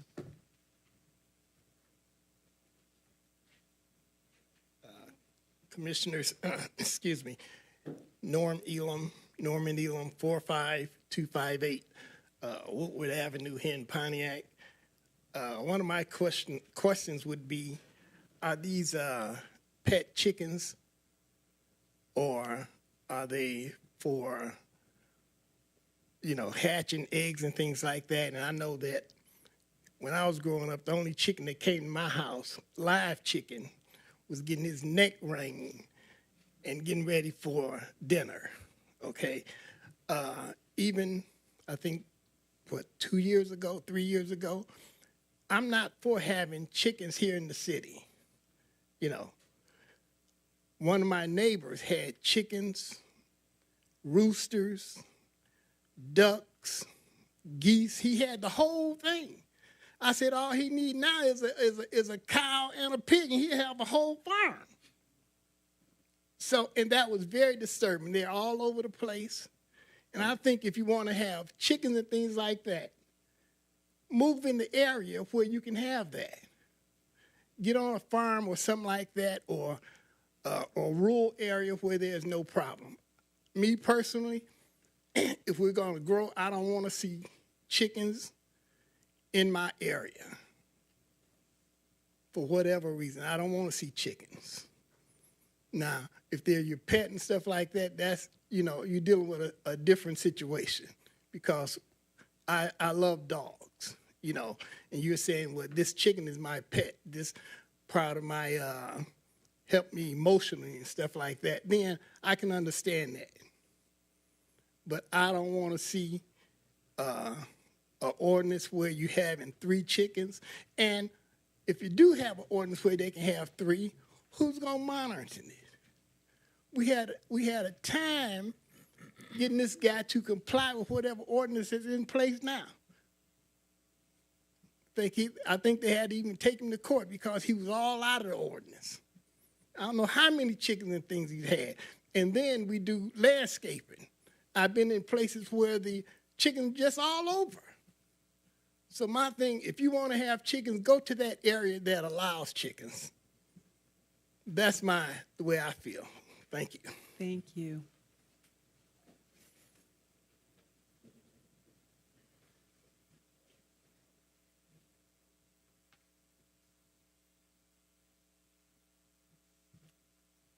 Good evening. My name is Laura McAlargy. I live at 37 West Rutgers. I saw an announcement that there was going to be a chicken discussion tonight, and I wasn't sure what it was about, but I guess I'll just tell you my story. We have a huge chicken problem on my block. We have a house across the street from me that probably has, I don't know, in the, maybe 30 chickens and roosters, and their chickens are running all over the neighborhood. It's just a disaster. And I guess my issue is, it sounds really nice what you guys say, and I don't have a problem with chickens as long as the codes that we have in place are enforced, but that doesn't seem to be what happens. We have for years complained and done everything we could, and we've pretty much all just given up now because we never get any results. So I just kind of wish you would keep that in mind, that even though you have all these rules, they have to be enforced. And if they're not, it's pretty miserable for the neighborhood when you've got roosters crowing in the middle of the night and constantly, and all these chickens in your flower beds, and so that is, I guess, what I would like you to consider. Thank you. Thank you.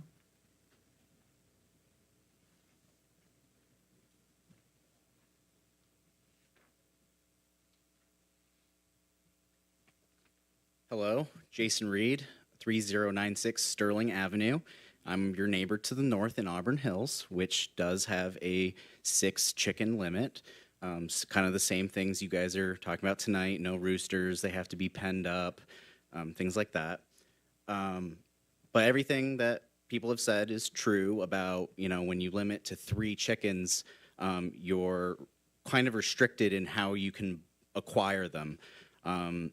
I don't know how many people knew this, but you can actually order chickens through the U.S. Postal Service to get the breed of chicken that you want. There are breeds that are better layers. There's breeds that are for meat, and then there's ones that are good for companionship if that's your thing. It's not the most conventional pet, but certainly you can have some very gentle chickens as pets if you'd like. I would just like to remind the commission that the ability to keep chickens for egg production, it is a resource. 3, again, it's very small. Not every chicken lays an egg every day. Again, it kind of depends on the breed. But as they age, they get more and more infrequent. Usually laying chickens are not things you keep around for 1 year. It can take, 20 plus weeks for a hen to start laying. So when it takes, the better part of a year to get her to lay, you kind of keep her around until she's done laying naturally, which can be several years. But after the first year, her egg production may drop 20%. Year after that might drop another 20%. So if you're limiting people to 3 chickens, you're really saying that they can get maybe 2.5 eggs a day for the first year. But after that, it's not going to be enough to feed even the smallest of families on. So I'd just like you to consider that. I am all for a 6 chicken maximum in the city, and I think everything else that you have in your proposed ordinance is great. It just makes sense. So thank you. Thank you.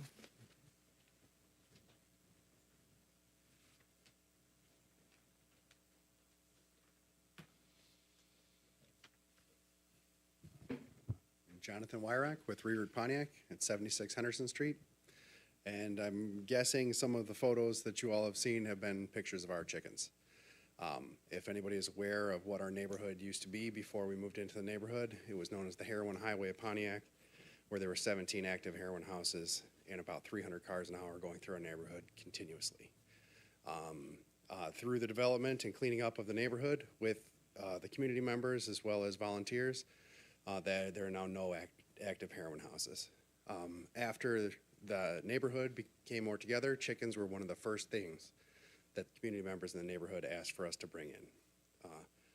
Since then, we've had varying numbers of chickens, anywhere from 3 up to as many as 30. It's not nearly that high now, but that is one of the things that most of the people in the community enjoy and work with. All the kids in the neighborhood come and feed their food scraps to the chickens. Some kids come and share their cereal with the chickens in the morning, and the community supports it wholeheartedly. We actually have a community member that painted a sign with chickens as like the mascot of our neighborhood. So it's a huge rallying point for our community. Additionally, our neighborhood is a cut through to get around the loop. People fly through down Henderson Street at 50 to 60 miles an hour, and at least 3 children have been hit in the last 5 years by people cutting through. And as such, our community members will actually open up the chicken coops, open up the lots, and allow the chickens out, because people will slow down for chickens where they won't slow down for children. So I see where everyone is coming from on this, and the need to contain these chickens and make sure that it's available, but at least in our community, it's a point of pride to have these chickens out and about that actually increase the safety of our community. So, thank you. Thank you.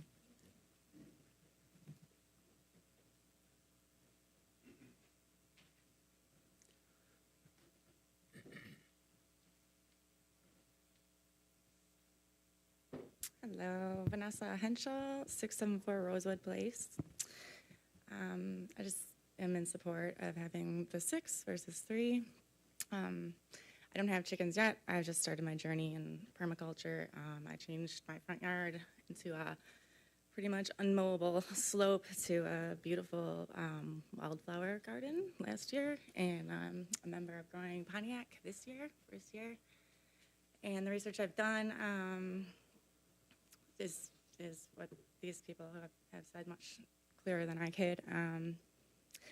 I do it I'm growing food this year, and I want to do it for my own mental health, the growing cost of everything.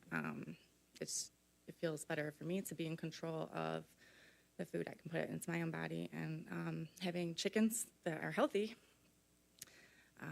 is going to, in turn, provide me with healthy food. So, yeah, that's it. Thank you. Thank you.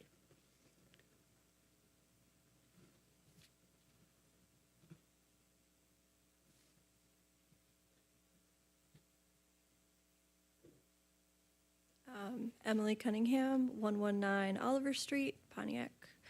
I also wanted to support a bump from 3 to 6. It's healthier for the chickens socially. It provides a lot more food. I really want to address the food side of having chickens. And I also want to say for a lot of folks, the eggs and the pets, they're the same thing. Like a lot of us have laying hens and they're also our pets. It's hard not to love little fluffy dinosaurs that give you low cost, accessible protein. For me, when my budget is really tight and groceries are 10 to 30% higher than they were 2 years ago, eggs are the center of plate in my household because they're more affordable than beef or chicken. So for me, if you have 3 hens that are at variable sort of levels of laying productivity, which only lasts about 2 years, you're getting 1 to 3 eggs per day, about 7 months of the year if you're not using lights. And if you have a family of 4, I eat 3 eggs a day sometimes. And so if you want to really add that protein source for your family, 6 is a more sensible number. I don't actually think there's a big public health or health and safety difference between 3 and 6. For me, the issue is securing the poultry. Chickens deserve to be secured. If you don't secure your chickens, they get hit by cars. They frustrate neighbors. Neighbors will shoot them. Pit bulls will eat them. Coyotes are attracted to your neighborhood. Rats are attracted to your neighborhood. So actually enforcing and caring about the number is really important. And I also want to thank the city for straightening this ordinance out and making it clear to everyone. And I also want to say there are a lot of organizations in the city, Growing Pontiac included, Micah 6, Reroute, that would love to partner or help present classes on ways to humanely raise chickens in a way that is in line with public health and safety. We could support that and help people and support people doing it right. I mean, there are folks that have backyard dogs that they're not secured, they're not really cared for, and that's a nuisance too. So sometimes it's a knowledge thing, and we're here to help with that. So thank you. Thank you.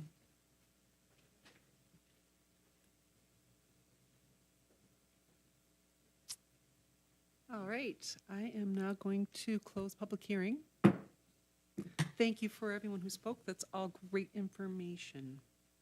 The one question that was raised were, is this ordinance for pet chickens or chickens that are hatching eggs? And it sounds like it's for pet chickens that hatch eggs because it's kind of one and the same. Exactly correct. Okay, thank you. All right, then I am going to go from left to right. Vernita, do you have any questions? I do. I'm going back to your statement about the 30 or more, or however many you see 9.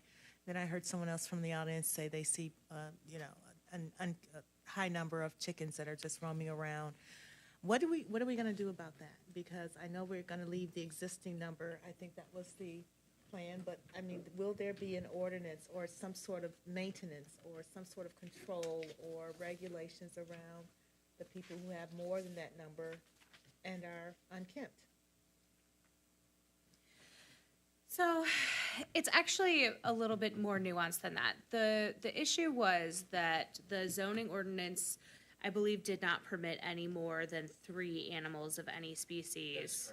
And the municipal ordinance allowed livestock but didn't set a limit. Is that right, Mr. Gainer? Something like that. So under the current zoning ordinance, the limit for all pets as written currently is 3 of any species, or 3 of one species, correct? So you could have 3 dogs, 3 cats, 3 chickens, 3 iguanas.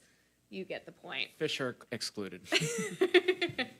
And that was directly in conflict with the language in the municipal ordinance. that municipal ordinance, I believe, and I am not 100% certain, but I believe that the municipal ordinance didn't have a limit on chickens. So the primary reason that we are bringing this before you today is to make sure that those two ordinances no longer conflict. As a general rule under a zoning ordinance, if there's an existing nonconformity, that's allowed to stand. That's really not an issue here with regard to people who have 20 chickens, because the zoning ordinance doesn't allow you to have 20 chickens right now. The municipal ordinance is the issue, and that is also being amended, and that is going before the city council at the same time that this ordinance is. If that answers your question in a very long way, I apologize. And luckily, our code enforcement team's getting stronger and stronger now that, we have a larger team. So this is, once this issue gets solved and passed, they're going to be able to start enforcing this a little easier. So. Anything else for Nita? That's it. Okay, Michael? Thank you, everyone who offered very valuable perspective. To the resident on West Rutgers, we definitely want to make sure that in your residential neighborhood that doesn't remain an issue. That and other code violations. So the practical application of it, I want to speak to that very briefly. So historically, when the city had very difficult financial situation and staff had to be extremely lean, there was at best maybe 2 or 3 code enforcement officers, meaning their job is to go throughout the city and enforce everything from, you name it, the front yard, the backyard, what's going on with animals, all of that. And so now we're in a situation where we have upwards of 10 members of the code enforcement team. And now that we have staffed that up over our 21 square miles, they're contending more and more. They have the ability to respond when people are calling and saying we have a concern, or they're proactively going through every street. Twice a week, they're going through every street. They're divided up by the 7 districts in the city, and so there is a designated 1 code enforcement team member for your District 3. So that way they're familiar with the property, they're, build a rapport, they know the problem areas, and they can work on a sustained level. And there are legitimately calls that come in where neighbors say, what gives with this chicken coop situation? Is this allowed? Is this sanitary? How many chickens are going on? And so now that we're contending with that and we're able to answer it, the code enforcement team doesn't have clear direction forward because these things are clashing. What the city's governing documents aren't clear. So this will give the code enforcement teams a clear roadmap. Whatever the final outcome is, they'll have a clear roadmap so they can fairly enforce it across the board throughout the city.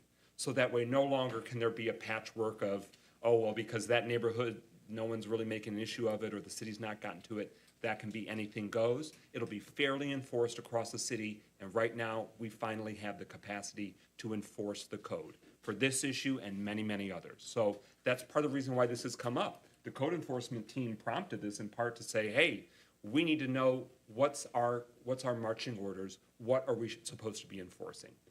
And I think that it's worth pointing that out. There is reference to the three, right now it says 3 chickens, and then it says 3 egg-laying hens. Is there a need to identify them separately? It's just sort of, essentially it's saying one and the same. That's correct.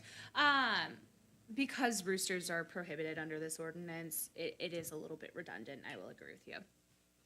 Not to the point where I feel the need to change it. I just wanted to know if there was some legalese or some other biological reason for it.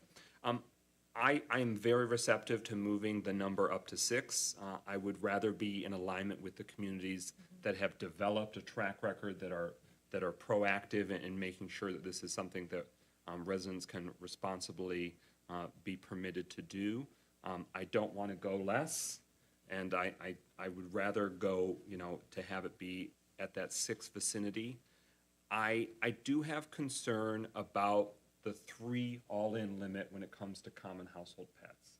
My preference would not be to say a household can only have 3, period, meaning you can have 2 dogs and 1 cat, but nothing more, or 3 cats, but nothing more.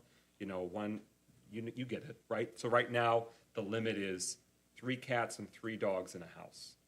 And as we mentioned, there's some other variables to that. But right now in the city of Pontiac, your limit is 3 dogs and 3 cats. And what's proposed right now means it can be 3 total of dogs and or cats. And so I think that because there's so many variations of size of a property, size of a yard, what a household can accommodate, I get why code enforcement wants to be able to have that ability, because if you have a 700 square foot house and there's 6 animals in there, it could be a little out of control. But we're setting in rules that apply to all, how many parcels we got? 20,000 or something, you know, so it applies to 20,000 properties.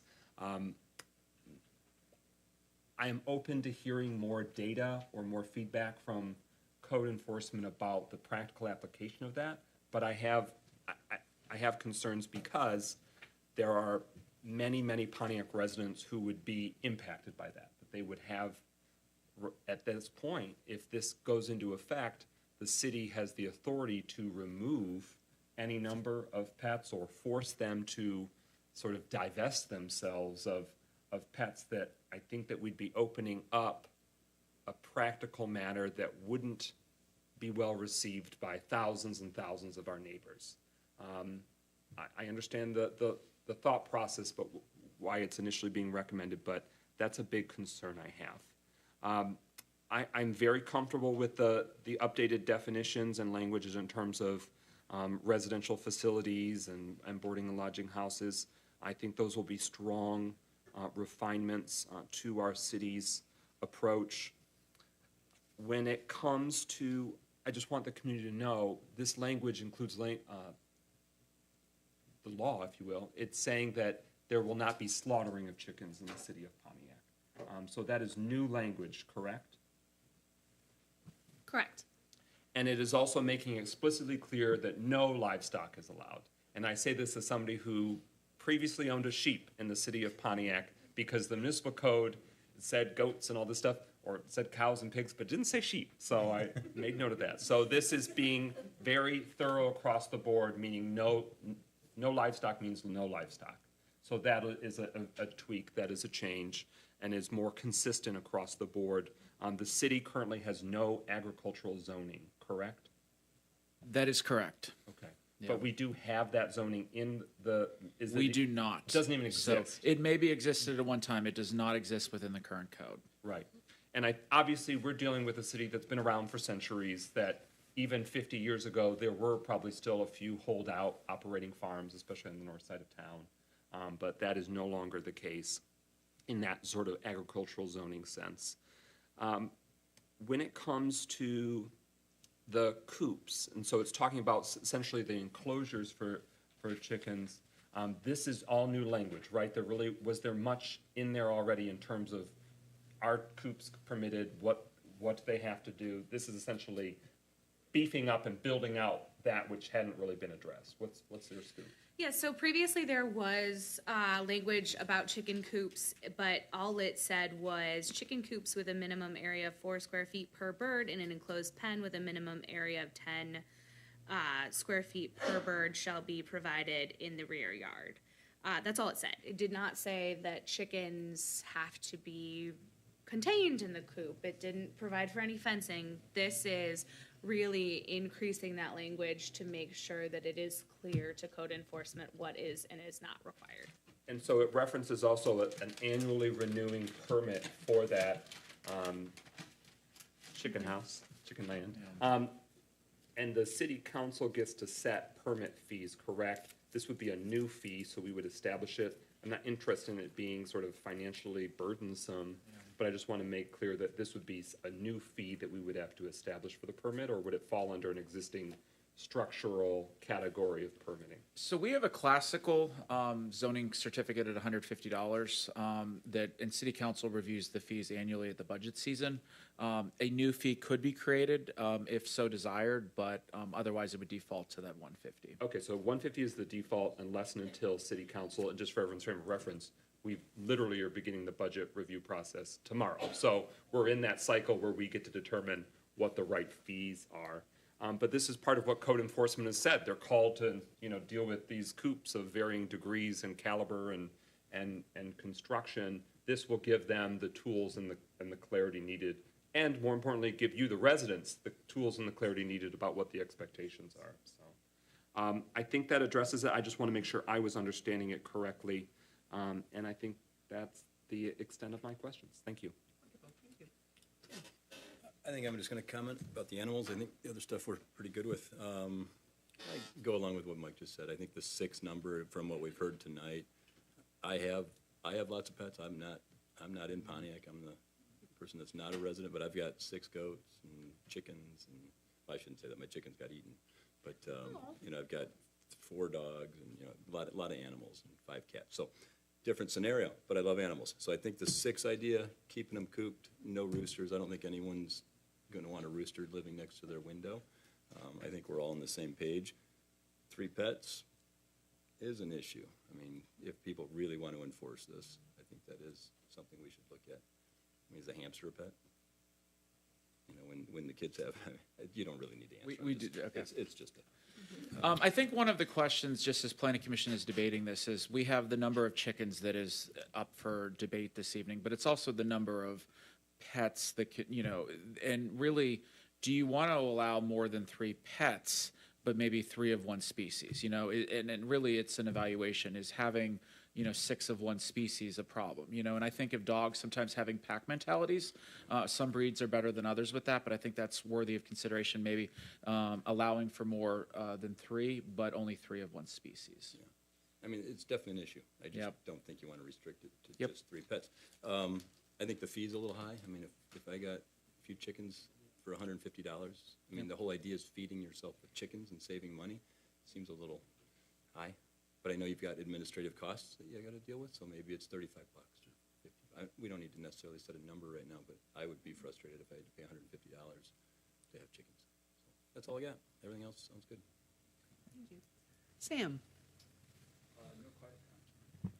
No questions, and I don't really want to beat a dead horse about this, but just want to express for putting forward a motion that I do support the raising the limit to 6. Do not support limiting the number of pets at 3 flat out, and I also agree that the fee for $150 for a chicken permit is too high. I'll end it at that. Thank you. Christopher? I echo the other comments, Mr. Henley's comments about raising the number of chickens to 6. I'm not a pet person, so I would really hope that we have more conversation on that total number. But I do think it is really a good effort, a great start, that we can continue the conversation. Very good, thank you. I also am comfortable with 6 chickens, as has been brought up. I learned a lot about chickens tonight. Thank you for the education. Pets, I am a pet lover. I think only 3 of whatever is limiting. Maybe we can somehow incorporate square footage, lot size. Maybe there's something else that we can add to the conversation to determine how many pets are allowed on a property. Regarding the chicken coops, people who have chickens are going to need to have coops for their yard. Is this correct? Yes, that's correct. Okay. So when we are driving through the neighborhoods now and we see chickens just walking around in the grass, out on the sidewalk, ultimately those, if they continue to have chickens, those chicken owners will need to provide a different sort of shelter for their animals, correct? Exactly right. Okay. The other item about feeding these chickens, because we don't want to encourage pests such as long-tailed rodents coming into various yards. The feeding situation is also going to need to be addressed for these chickens. Is that correct? That is correct, and it is addressed in this proposed ordinance. Great. That's good news. Sealed, and if I may say, sealed containers are required for feed. Okay. And ground feeding is prohibited. Okay. Yep. Great. Then it sounds like we're pretty much together on the chicken part of it. There's really no concern about the ordinances for lodging. So the question now becomes the number of pets. So do we need to determine a number? Do we just pick a number right now to give to city council? So really, you can provide a motion if you guys want to poll planning commission to see what direction, or someone can make a motion with, that would revise the number or numbers, and then as long as there's a second and that's voted for, that, so either option could be done. Okay, can we leave it as to be determined on the number of household pets in the Well, motion? this is your only chance to review it, so this, Okay. you're giving a recommendation to city council. Okay, Yep. all right. Then I'm going to go to Vernita first. Do you have a number that you would like to propose for household pets, not the chickens? I'm waiting for, I'll defer to everybody all else's right. comments. I've had No one number pet, yet. so Michael? I'm okay with that. I think that 3 of any one species, the current language would be my sense of the most practical and the most reflective of where Pontiac households would want to go. So basically keeping it the same. That's right, but it's worth pointing out that I think many of us that have lived here for a long time would know that there are many instances where even that number has not been applied or enforced. And so it's worth pointing out that now it's about the matter of enforcing that, as difficult as that may be, but that I just want to offer that context because I imagine many of us can think of examples, if you lived here for more than a minute, where even that number hasn't been honored or enforced. But I think it's a very generous but responsible number of 3 of any one species. Thank you. I'm with Mike on that, so Sound I good? don't need to make any comments. Okay, very good. Sam? All good? Yeah.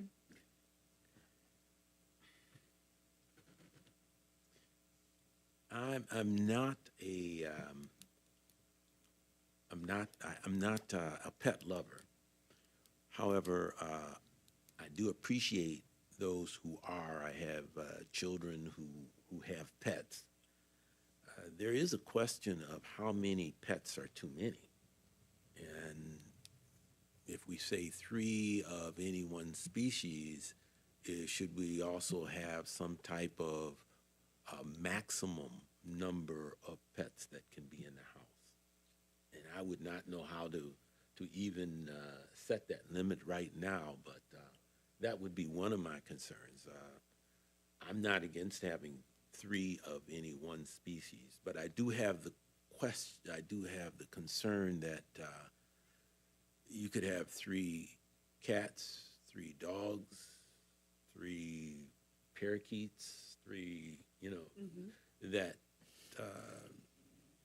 we may need to look at a maximum number. That makes sense.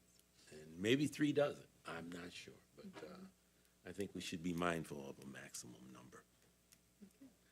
And also, I want to say, I would be in favor of keeping the annual fee as low as possible.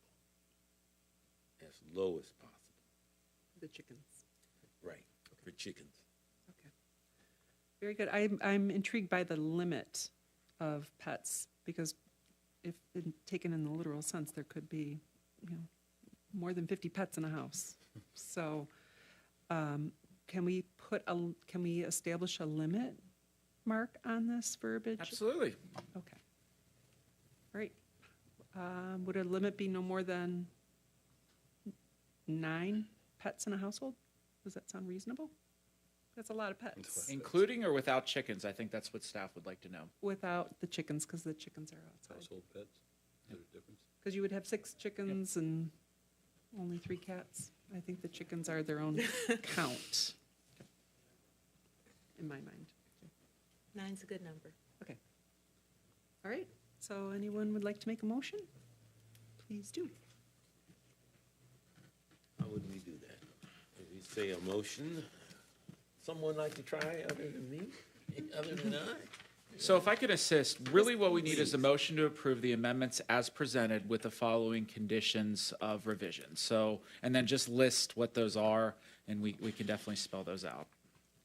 And it is actually a motion to recommend Thank you. approval to the Yeah. city council. Thank you. Correct.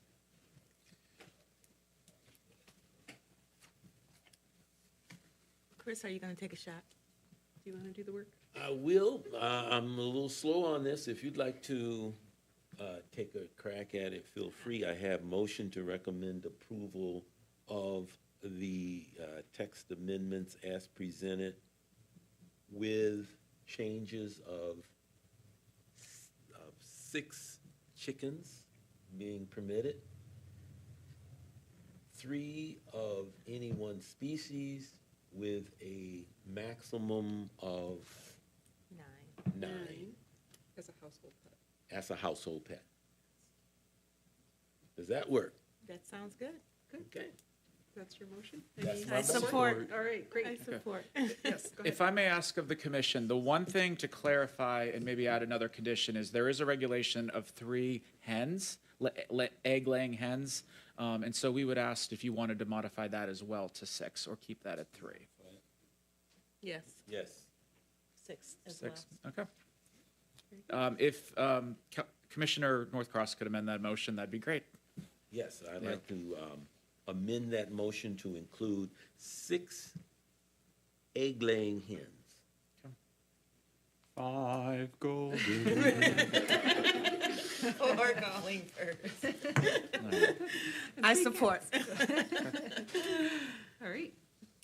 Roll call? All right. Northcross? Yes to approve. Shepherd? Yes to approve. Duvall? Yes to approve. Henley? Yes to approve. Parlov? Yes to approve. McGinnis? Yes to approve. The motion passes 6-0, and this is tentatively scheduled for May 16th for City Council for first reading. So, Very good, thank you. And to that point, whether you hate, love, or are still ambivalent in researching, you have multiple more opportunities to shape what goes into effect. And we welcome your feedback to your respective city council members. And I'm honored, Vanessa, to represent you on Rosewood Place in District 7 on the city council. And I certainly appreciate the updates. I had no appreciation for a lot of this, and so it really has enlightened me, and I think that's what this is all about, right? Absolutely. Better understanding of our neighbors. Appreciate you. I know. And if I may, I have one friend that they are raising chickens, and I called them my resident chicken expert, and put out a call to them for their advice. And I think they, in turn, contacted others, and this is the result. So, Good job. thank you all. Very good. We're going to do a quick 5-minute break, if that's okay. We have a couple of our commissioners that need to do a quick item. the time is 8:29. Thank you.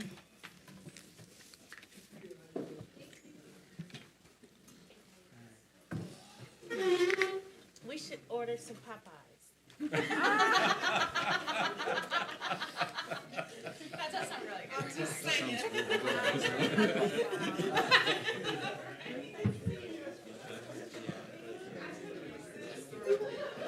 So you're gonna go out and get your 6 chickens, huh?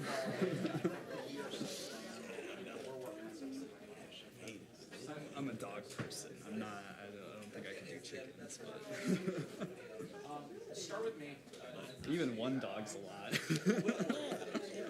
My daughter has, it's almost like my granddog, you know? Yeah. And then even killed him, you know, her and her husband.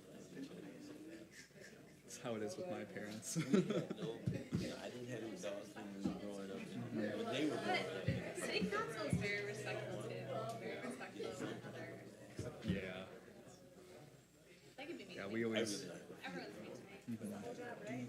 See the interaction of her, dog, husband, dog, Yeah. Oh, I mean. Really great and enriching.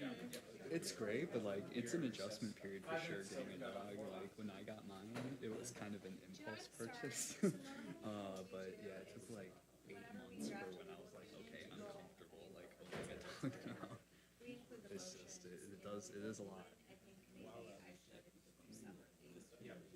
Or if it's a separate page, a separate page would also work. Just something that you can easily.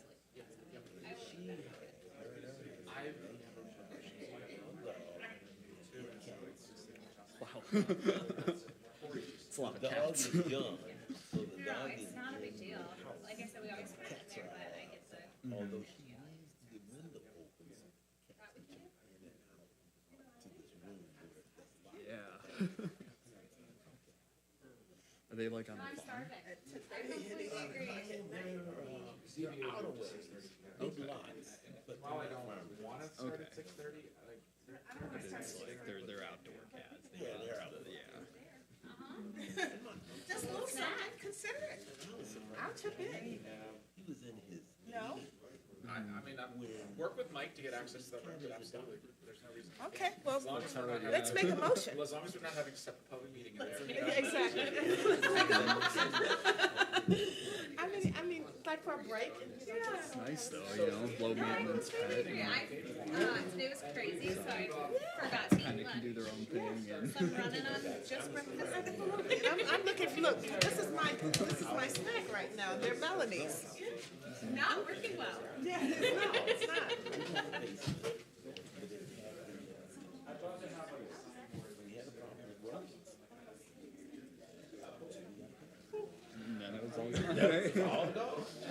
That's funny. Like growing up with my parents, we always had at least one cat, but we never adopted a cat.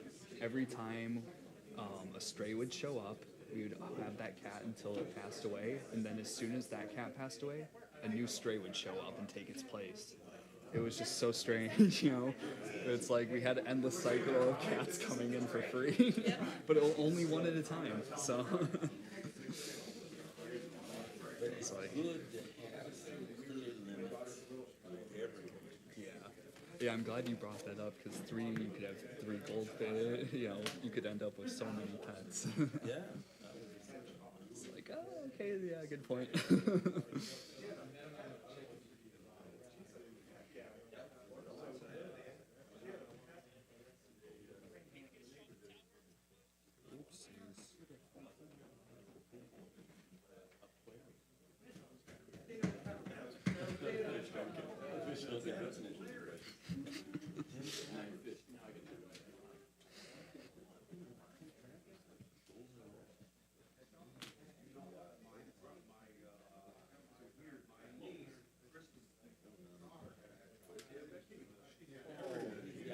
Storage, and then you also have a big area that,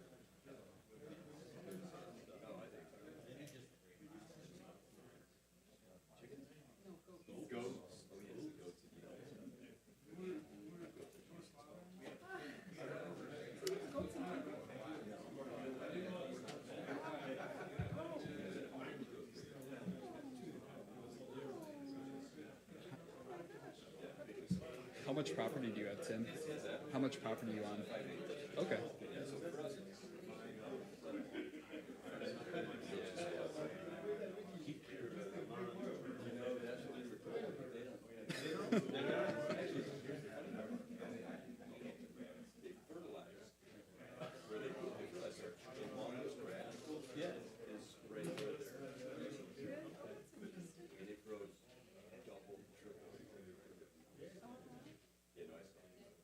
that was the other thing.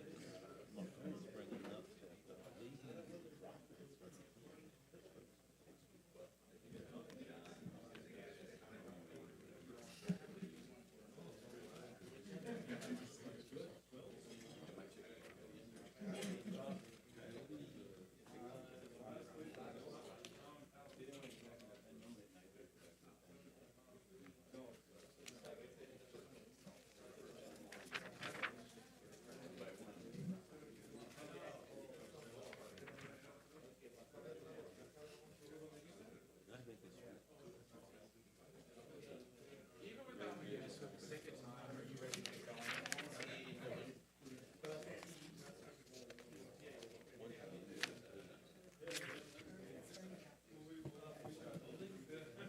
I am going to get us back on track here. Let's go on to our next item on our agenda. We are now looking at application number, this is still a public hearing. Yes, it is a public hearing. This is application PVSA 22-003. It's the vacation of right-of-way of Bradford Street. So I have a brief presentation here. This is not a site plan, this is a right-of-way vacation for the record. The address is on Bradford Street. This is north of South Boulevard. The applicant is Kevin Kmet from UWN, United Wholesale Mortgage. And this, the applicant is requesting this vacation to take ownership of the road and to prevent the concrete trucks from a nearby property from overtaking Bradford Street. UWM intends to fully repave the road, replace all the non-functional street lighting, and assume all of the seasonal maintenance. So this is a location map. This is South Boulevard. This is the main building for UWM, and then they have a little south building here, and there's a little, there's a overhead walkway. There's a traffic light here at Bradford, and what we're referring to in the first slide, there's actually a concrete plan up here. A plan has been put in place to relocate the traffic to Center Point Drive. And so, but it has caused a lot of wear and damage. So they're requesting to take ownership of this road. So it would go from public right-of-way to a private road going forward. This is the, this is an old zoning map, so this isn't showing, but this is the general location of where Bradford Street at the red light. So, and then this is showing the aerial photo with a little bit more detail. We have shared this with ODOT. We're working on final legal approval for this. They did share concerns of legal access for some of these properties that are abutting. Now, some of these are owned, I think, by UWM and some related properties. But as part of this right-of-way vacation, UWM is agreeing to provide utility easements, fire and safety easements, access easements for these properties, and also the potential for Murphy Park up here, that if say a parking lot or some kind of public purpose was presented, that there would be public access to get to this park. What would not be allowed is the concrete trucks to be able to go this way to exit the site onto Bradford. So generally they need to get over to Opdyke and not down to South Boulevard. So this is a location just showing the street located at South Boulevard looking northbound at Bradford. Standards of approval. So the City of Pontiac Public Works Office is the one, and this was done by Nowak and Fraus to review the elements. And I'm just going to share some highlights. Bradford Avenue did receive some funding through the Michigan Department of Transportation Fund for maintenance and capital improvements. You know, the city will have to amend our Act 51 mileage map, and we are addressing the private utility needs as part of this. But the DTE agreement, if this is vacated, would need to be amended to remove the streetlights from its inventory as well. While we looked into grant funding, there should be no provisions that would prevent the vacation. This happened about 20 years ago. There's no stipulations that we're aware of that prevent us from vacating it at this time. If vacated, UWM takes ownership, maintains crosswalk traffic and control devices. And then also we'll work with the WRC with the applicant for the public utility easement needs. And then the traffic signal maintenance agreement will need to be amended with the Road Commission for Oakland County, and the United Wholesale Mortgage will be responsible for one leg of the intersection of an agreement put in place where UWM reimburses the city for said expense. You know, if vacated, Bradford Avenue shall remain accessible for all public safety vehicles, personnel, and purposes, and all access driveways in the use of Bradford shall be maintained. So, and then the last item, again, addresses Murphy Park to allow for future access. So with that, staff is recommending approval of the vacation with the following condition. The applicant shall provide access easements for public safety, Murphy Park, and adjacent private properties, and provide utility easements for all necessary utilities through the subject area to be vacated, including future public access to the City of Pontiac's Murphy Park. This is a recommendation Planning Commission is making to City Council. In addition to this this going to City Council, when it is ready, the appropriate agreements will also be going to City Council as well as we work between UWM and our legal team and their legal team. So with that, that is my presentation. The applicant is in the audience, and again, this is a public hearing. Thank you. Very good.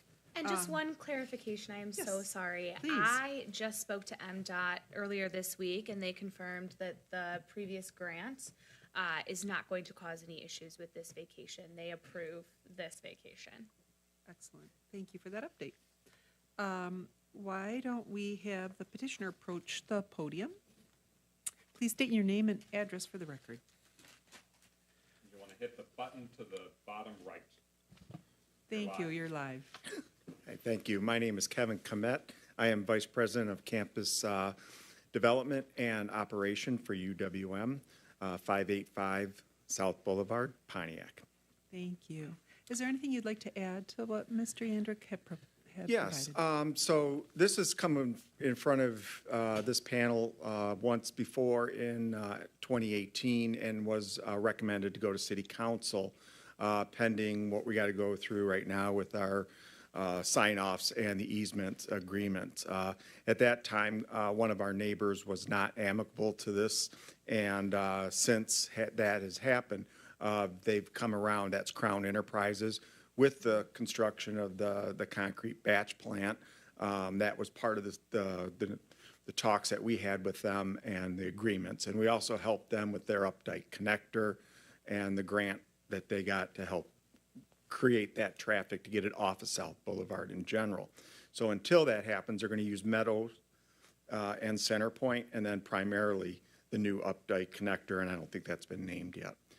The other thing that I wanted to clarify too is it's the cement trucks that would no longer use that and minimize the Meadows and Center Point, which is in fairly high state of deterioration. Center Point was just repaved south of South Boulevard, but north of South Boulevard, it's untouched with re-rod being exposed. So by them moving to the new direction with the new road, we have the opportunity then to create the area that we've been trying to develop with the sports complex and the 200 acres that we've been developing around there. We did purchase the 2 warehouses on Bradford Street, which leaves 1 building and 2 access points to the Crown Enterprises that are actually on Meadows. They're just their backdoor entrances.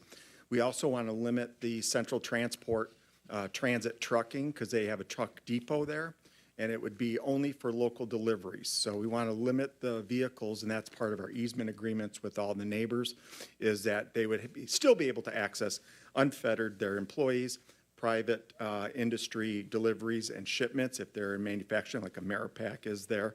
So we're not trying to hinder anybody. We're just trying to reduce the traffic for safety of our employees, as we have 900 parking spots that people cross to get into our building, and the truck traffic is about 50 to 60 trucks a day going back and forth, and that's not even including the construction traffic, which Central Transport has been outstanding and Crown Enterprise has been outstanding.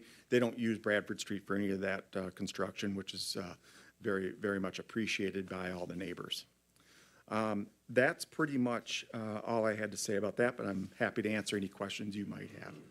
And if I may, Planning Commission, I just want to thank Kevin and UWM for their, obviously the city is supportive of this project and taking it over, but what you've done on South Boulevard. You know, I know it's been a little slow as we've been getting staff on board, but we appreciate taking this forward, so. Thank you. We appreciate the help that we've had and the history that we've had, so we're going to keep that going. Thank you. Thank you. Vernita, do you have any questions? I do. What was the reason for why the trucks were going to Bradford Street in the first place? May I step over there and point? Yes. Actually, let me, if you want to do, let me give you this. Just stay at the mic, and what you do is you hit this green button right here. That's great. So the truck traffic that comes in primarily is, Martin Luther King is a non-truck zone. There's a weight limit axle rating.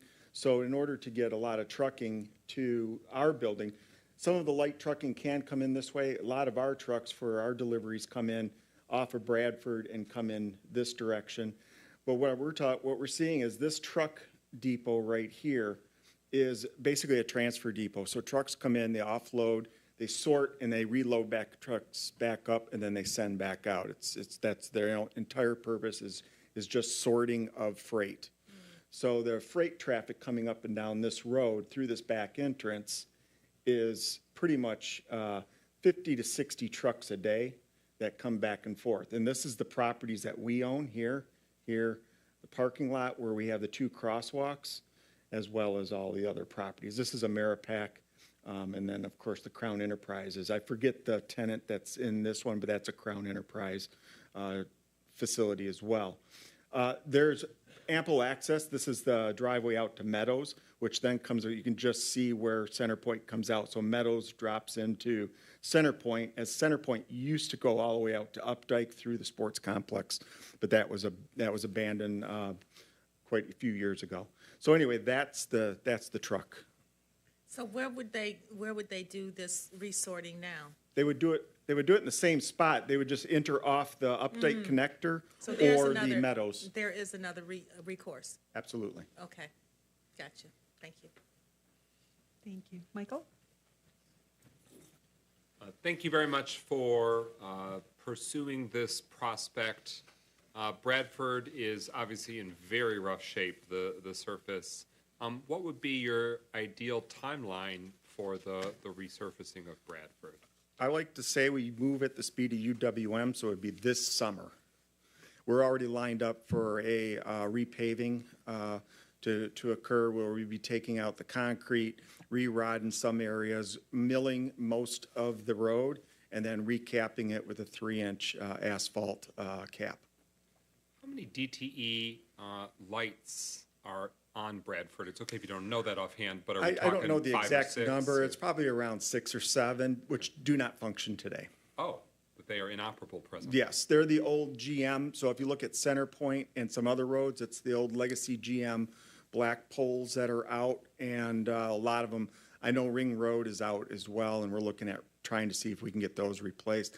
Let me add that we also replaced all of the street lighting, the stop lights and the controls at Ferry Street, the Bradford Street, and Centerpoint just last summer. So that was part of our initiative too, working with the city and the county to put in new street light, and those are all now controlled by automation, as well as having integration with the Oakland County Sheriff so they can control them via their cars. Bless you for that. Thank you. I mean, that's very, very forward-thinking and very responsible corporate neighborliness. 200 acres is what was referenced. There's 200 acres that United Wholesale Mortgage occupies. Wow. And the parcel that we see there that ends in 012, that's owned by United Wholesale Mortgage. And is that where the pavilion for the food trucks has recently been constructed? That is correct. Okay. That used to be an abandoned asphalt parking lot. Okay. And so it's beautiful, beautiful pavilion. And I get the perspective that there's more intent on having your employees, weather permitting, to be on their breaks or on their lunch, really being active and on the street. Is that the vision, and does vacating Bradford further facilitate that experience for the employees? Yes, it does. We actually, once a year, have a big carnival fair for all of our employees, for instance, which requires us to close Bradford, which is fine. The city's worked with us really well, and we do allow access for all of our people that need to get into it. So we've never had any issue with that. But it's just the traffic that comes in mainly because of the truck depot that's really driving a lot of this, and the condition of the road. And I just think we could just incorporate that with not too much effort on our part to really improve that overall experience. Let me just add the pavilion that we added there with the amenities is also open to Williams and other locals to walk to. It's not just for UWM.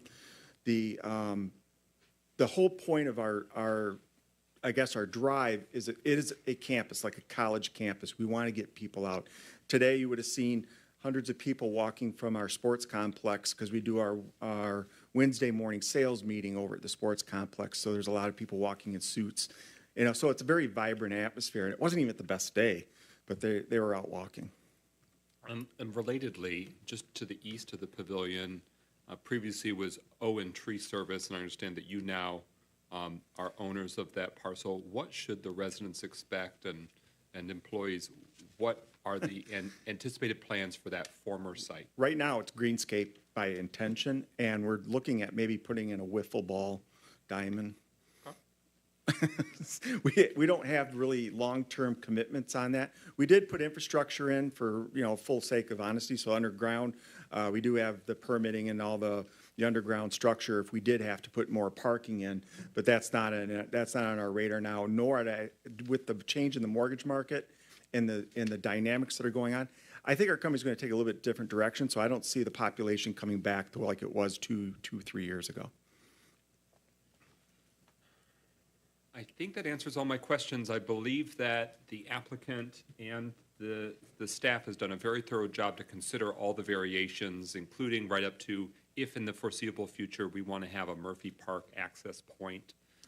That's very thoughtful, and because we, as is UWM, we at the City of Pontiac are very committed to making substantial investments and upgrades to Murphy Park, and so there could be scenarios where that would make sense, where for both your employees and the public at large, where to access the park and or the trail extension, that it might make sense for Bradford to be the point of access. So I think that's a sound change. If I may, we have been in conversations with the city on assisting with the Murphy Park renovation as well as the Clinton or the bike path. There is a sliver of property at the end of Bradford. It's a narrow piece of property along the road that goes into the Central Transport Depot. You can see it at the end there. That's what we control as UWM, so that would be our interface point and our parking for the Murphy Park connector. The property just north of that is not under our control. That's actually a Crown Enterprises, so that would go back to if they would let us do that. But Bradford Street actually does go all the way to there, so that would give us that little loop to get back up. I think that covers all of the items that I had, and I'm really grateful that Bradford and the entire UWM complex is on the east side in Pontiac and in Pontiac District 7. In your district, oh my God. Very good. Tim? I don't have questions. I just would say keep doing what you're doing. Yeah. It's nice to see somebody that can move that fast. Thank for you. a large company, so keep it up. You're talking, there's only 3 of us, Matt, Laura, me, so No, we get it done. It's great to see, so keep it up. Sam? No questions for me. Everything sounds great. Thank you. Christopher? No other questions? Great, I feel the same way. No questions, but thank you for being our neighbor and a beautiful neighbor. We really appreciate you. I appreciate you guys too. Thank you very much. Thank you. Okay, so I need to open this up for public hearing. I'm going to do that now. Please approach the podium, state your name and address for the record.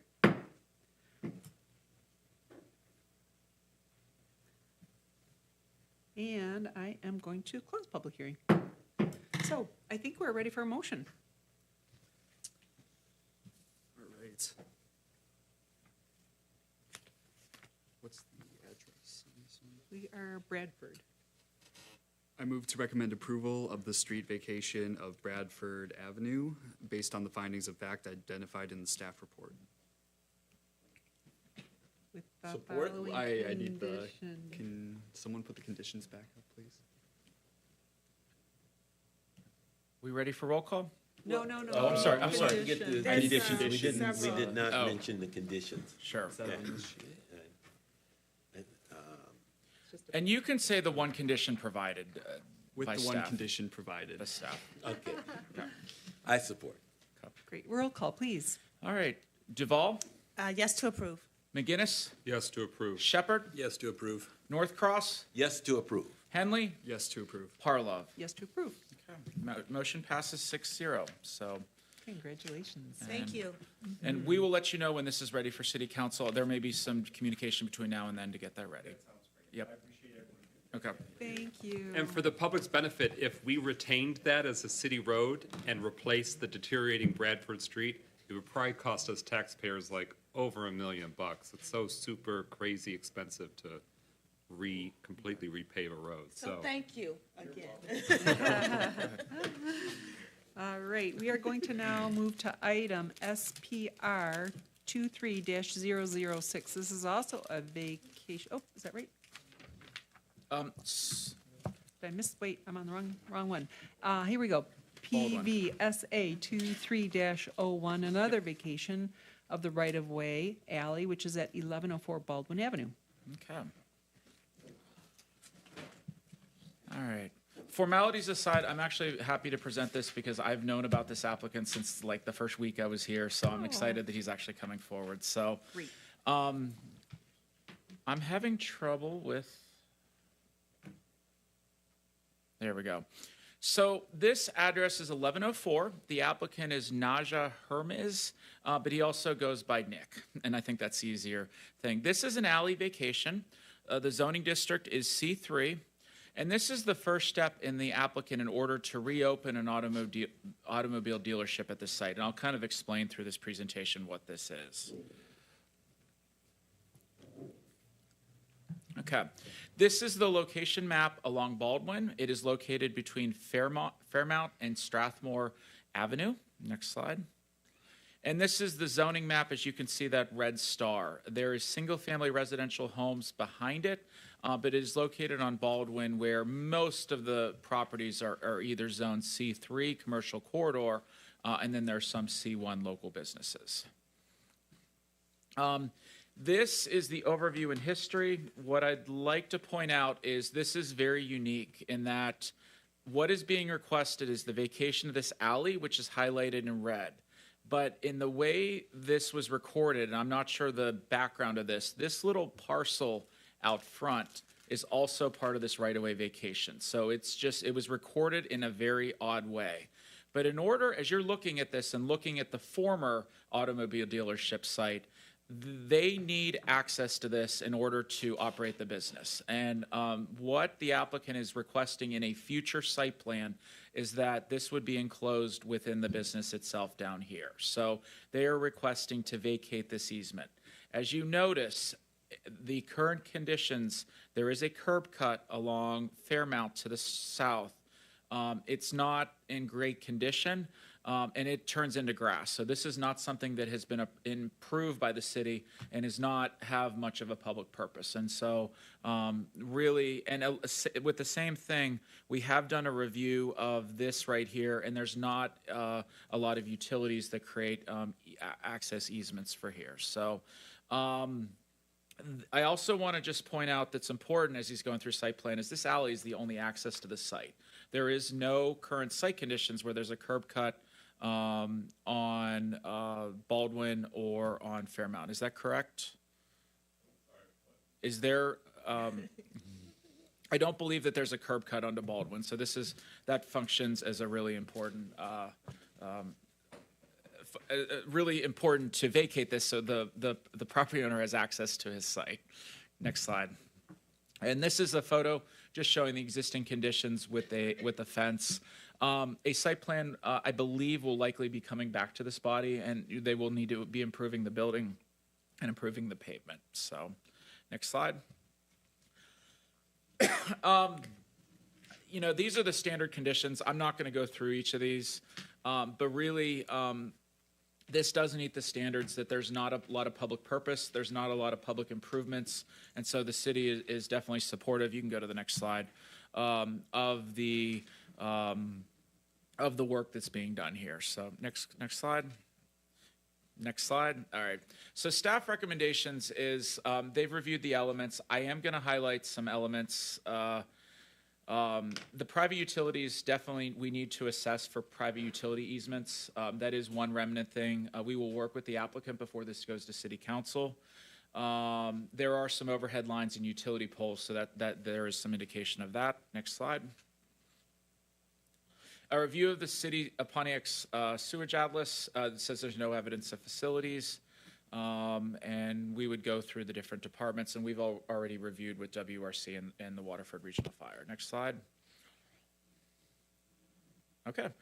So with that, staff is recommending that without conditions, we will work with utilities if they are needed, but that will be addressed at a city council level. So with that, I'd be happy to entertain any questions you may have. Very good. Vernita, do you have any questions? No, I'm fine. Thank you. Okay. Michael? And what's the current use of the business, or it's a proposed future business? So it's been vacant for 4 or 5 years. It was previously a car dealership, and it's looking to become a new car dealership. Cool. So what we're finding in the city, a lot of these closed just due to the pandemic and the lack of vehicles, but there's a renewed interest and market within the city for these type of businesses. Tim, anything? No further questions. All right, and then Sam? at the No moment? questions. Nothing, Christopher? Will there be a curb cut off of Baldwin if this is granted? At this time, we're unlikely to change the current configuration as the current one would likely work. Baldwin is a thoroughfare, so the less curb cuts we can have, the better. That's all the questions. That's it. You know, I didn't get a chance to get by the site today as I'm looking at this aerial from Google Mapping. It looks like there's a curb cut with a gate on Baldwin. Is that not what I'm? You know, the applicant may be able to address that. And Great. so part of it is I'm looking at property gateway there, and I think the numbers might be covering the driveway. So that may be a mistake on my part. Okay, great. Well, why don't we have the applicant, if he is here? Okay. If you can approach Go ahead. the podium and state your name and address for the record, please.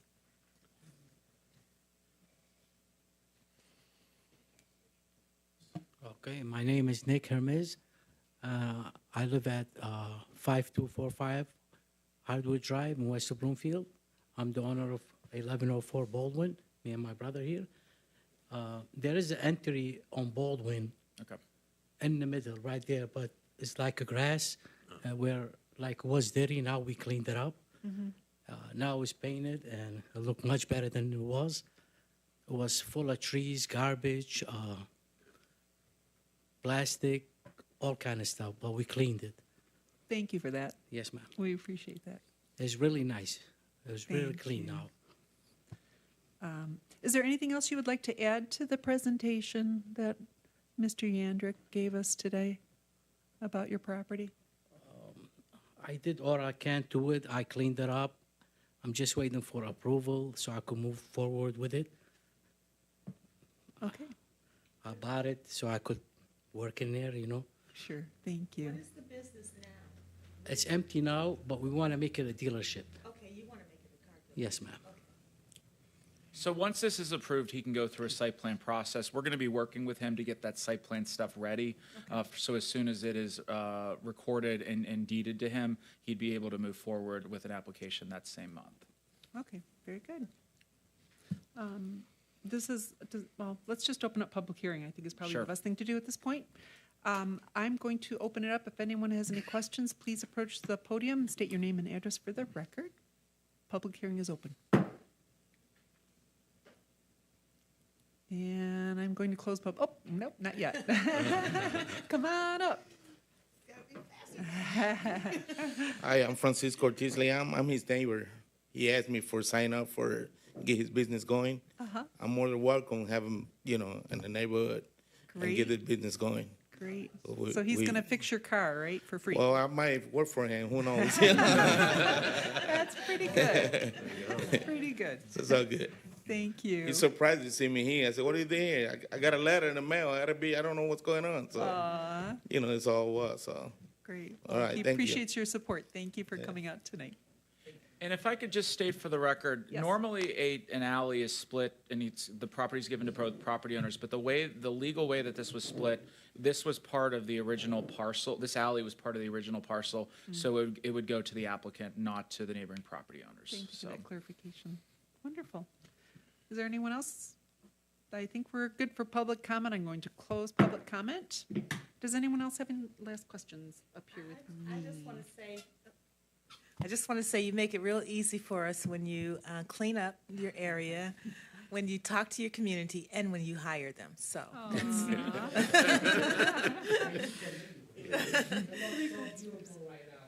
Oh, thank you. Thank you. We know you'll make it even better, so thank you. Oh, I thought you said I look so beautiful right now. You do too. Go ahead, Michael.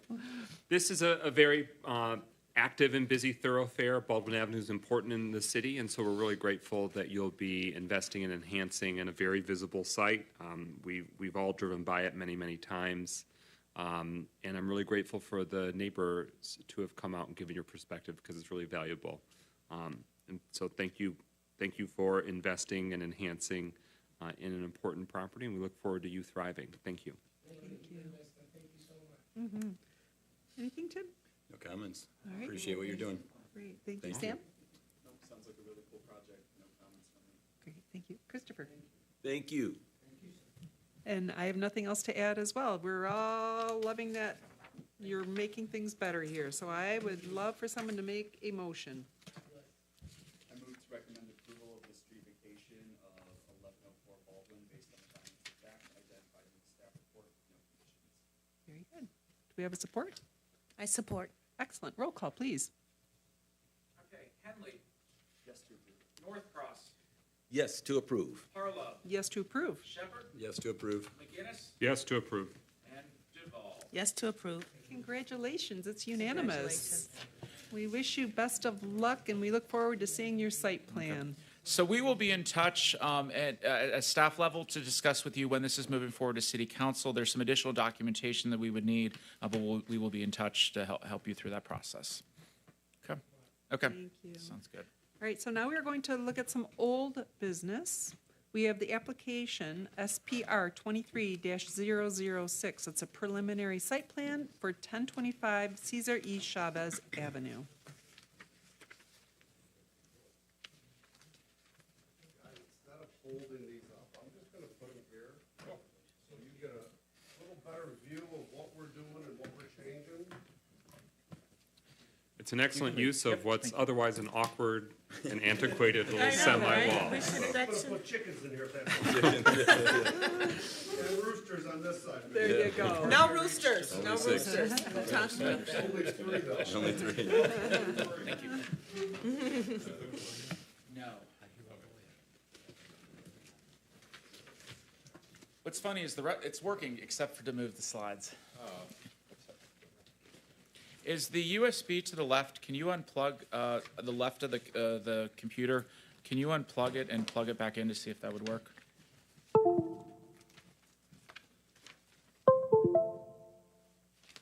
No, we will give it a shot. Okay.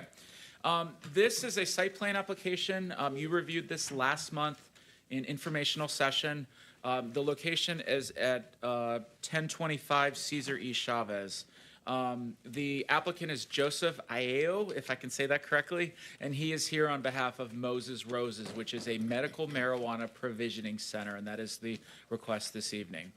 The zoning district is C3, and it's in the Cesar E. Chavez Overlay District, Medical Marijuana Overlay District, and because of that, it only requires a site plan and not a special exception.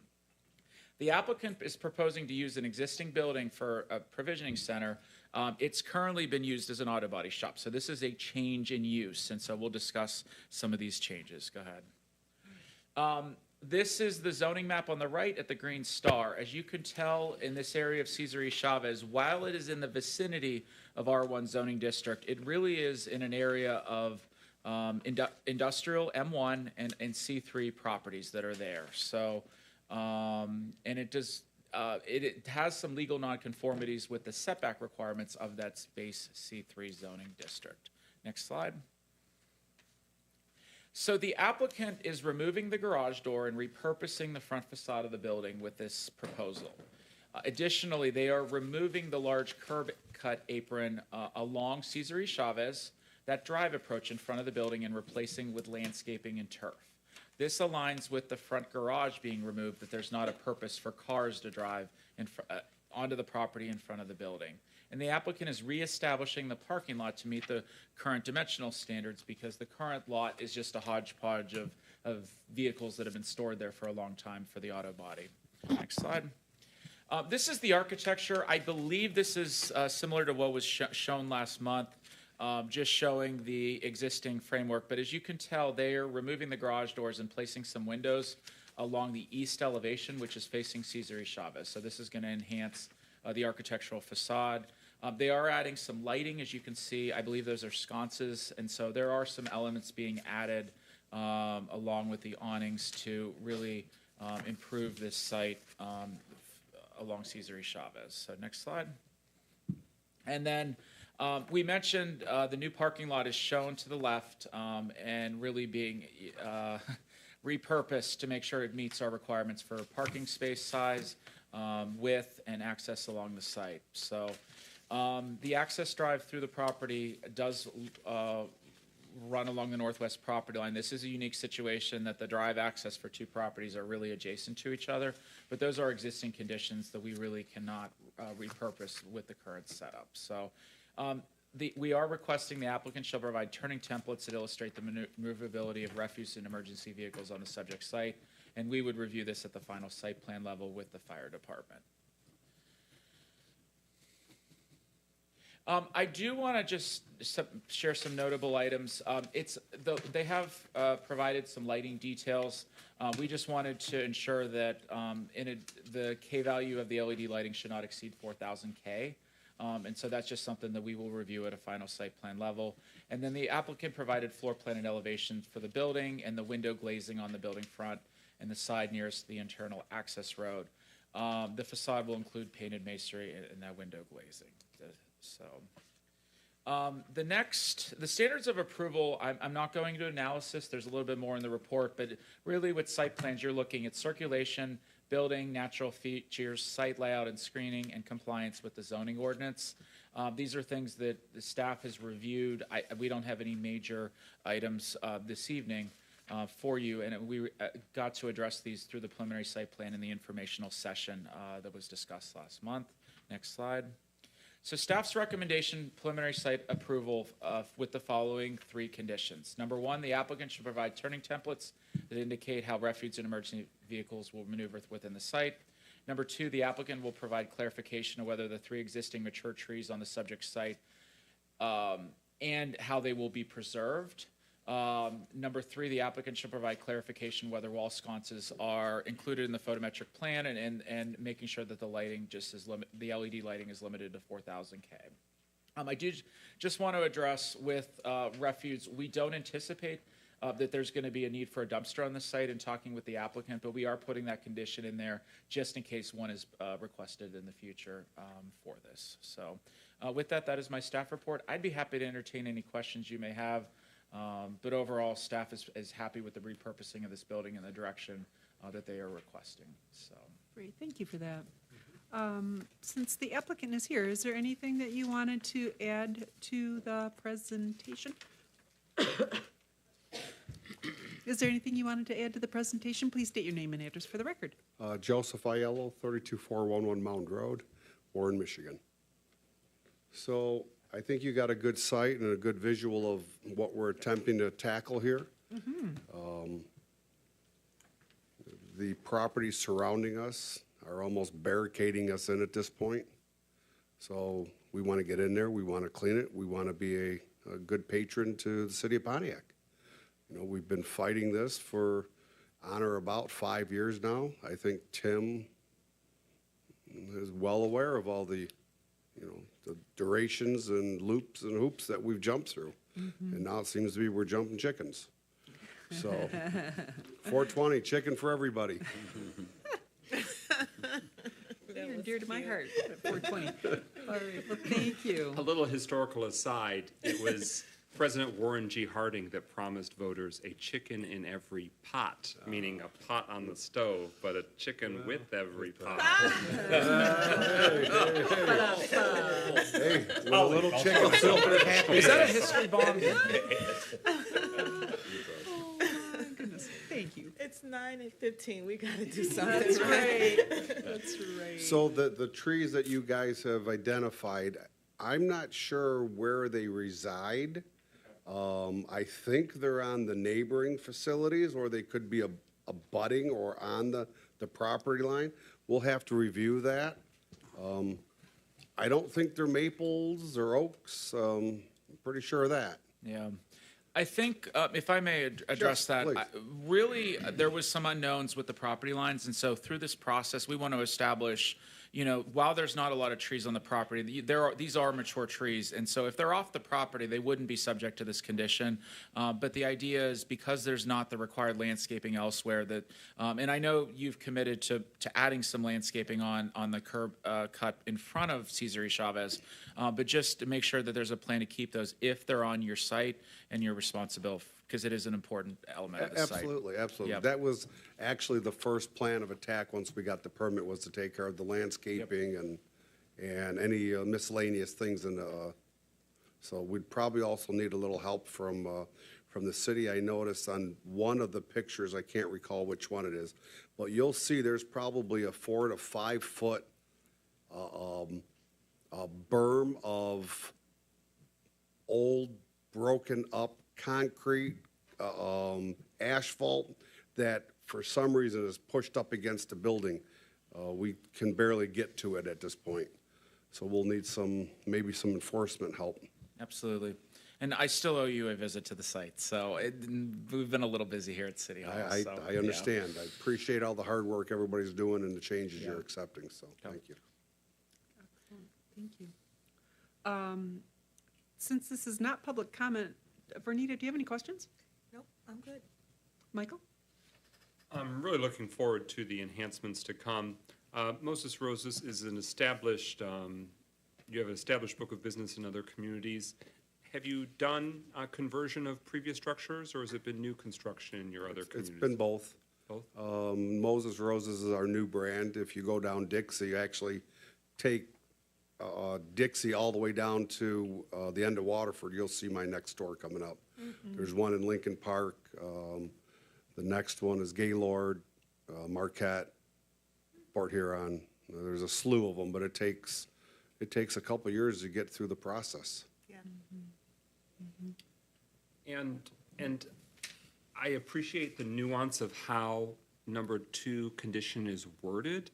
But I'll just say, even from those visuals, I mean, these mature trees are like right up on. Yeah, they're in the building almost. Yeah, so structurally, it might not be viable, and I don't know how you reflect that.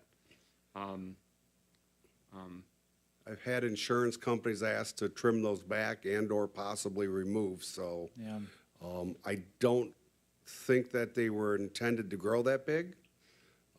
I don't know who let them go, but Yeah, that looks intense to me. And so if we're saying that that might be a bit burdensome, if we're saying, well, since they're mature and if they're on their property line, then they gotta stay if it's impacting the structural integrity. Long-term, the tree will keep going and the roots will keep going, so. Part of it, we can do a staff assessment. If Planning Commission is comfortable, we can add a condition on there during the final site plan to the satisfaction of the city planner. And I think we would work with the applicant to ensure that, make sure that there's not a negative impact to the building, just to ensure that if it can be kept, it would, but if it shouldn't be kept because it's going to cause issues, then we can address it. So if you're comfortable giving staff that authority. I, for one, am comfortable in that instance. I think it's appropriate. Yeah. Is there, I'm going to just jump in here, is there a survey in the works? Is that how you're going there's to a survey already done. Okay. We did it for multiple reasons to try to figure out where the fencing was at existing, which we know is not in the right spot already, so there needs to be adjustments all around. Okay. So did the survey dictate where the trees fell on the property?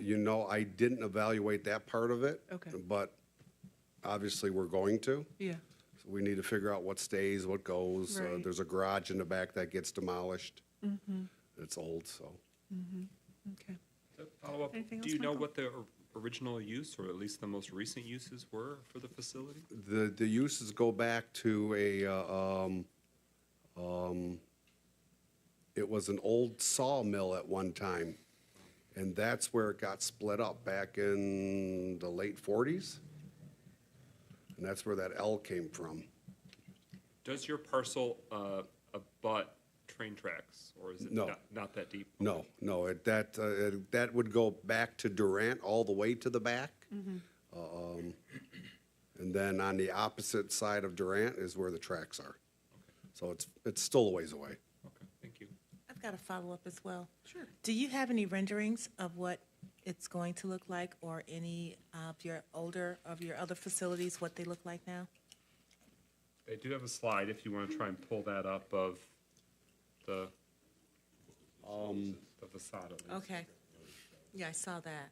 I don't, I have pictures of other facilities on my phone. That's the best I have. I wasn't expecting to show, you know, Yeah, I just out of Yes. curiosity, yeah. I'd be more than I happy mean, to show you, absolutely. Yeah, I would love to see them. I'm just really interested in seeing, you know, I know it's the marijuana and the flower industry, but I'm just really interested in seeing all of this economic vibrancy in Pontiac, and it's better than what's there, that's for certain. I can, I'll do it later. if you want to see now, I have, believe me, many images. Yeah, okay. So, and then you're also welcome. I can show you my store up the street. I would love You can come to. in and walk it, and you'll get a good feel of what we're doing. Sounds good. I appreciate the invitation. Tim, anything? I was going to echo what Mike said. That tree's growing right through the building, so you'll have to find out if that's on your property line, but that's what you do. I've seen it. I drive by his other store on Dixie quite a bit, and it's coming together great. You just drive by? I do. Well, it's not open.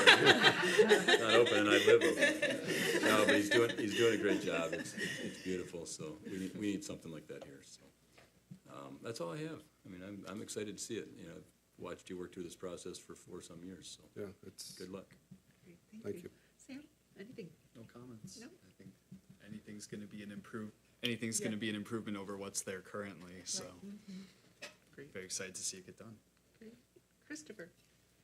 If the- you know, another comment on those trees, you may not see them in the pictures, but there's electrical lines running that, and there's lights on them, on the trees, kind of, Oh, yeah, you can see it. yeah, I wasn't sure if they were visible, but I'm not sure what that is, but, Be careful. right. What happens if the trees are not on your property? Then I ask enforcement to come out and manage that. Enforcement? Code enforcement. His lieutenants. Oh, they then would remove the tree? That's not my So that's really a process. private property matter. Now, if there is a yeah. tree that is in much disrepair, that can become a code enforcement item. But a healthy tree or something happens to a tree, that is a private property matter between the two. So, Yeah. I'm just thinking about the potential damage to the Because that- structure from the tree, a tree that you may not control. The individual that now, why that they have double joining driveways now is because that individual recently purchased that property on or about 6 or 7 months ago. He took down the fences, which now gave him the 2 driveways. The one now doesn't seem to be in use at all. It looks like he's stored a bunch of trucks in there. I don't know if they were abandoned. I believe there's a picture, one of the pictures clearly shows it. But I agree, it will be an improvement over what is currently there, so thank you. So when you started this, your hair was dark brown, right? I appreciate what you've been through. Thank you for hanging in there with us. I don't have any other questions, except I wish you great success. Thank you Great, for thank you. staying with us again. Does anyone have a motion they would like to make?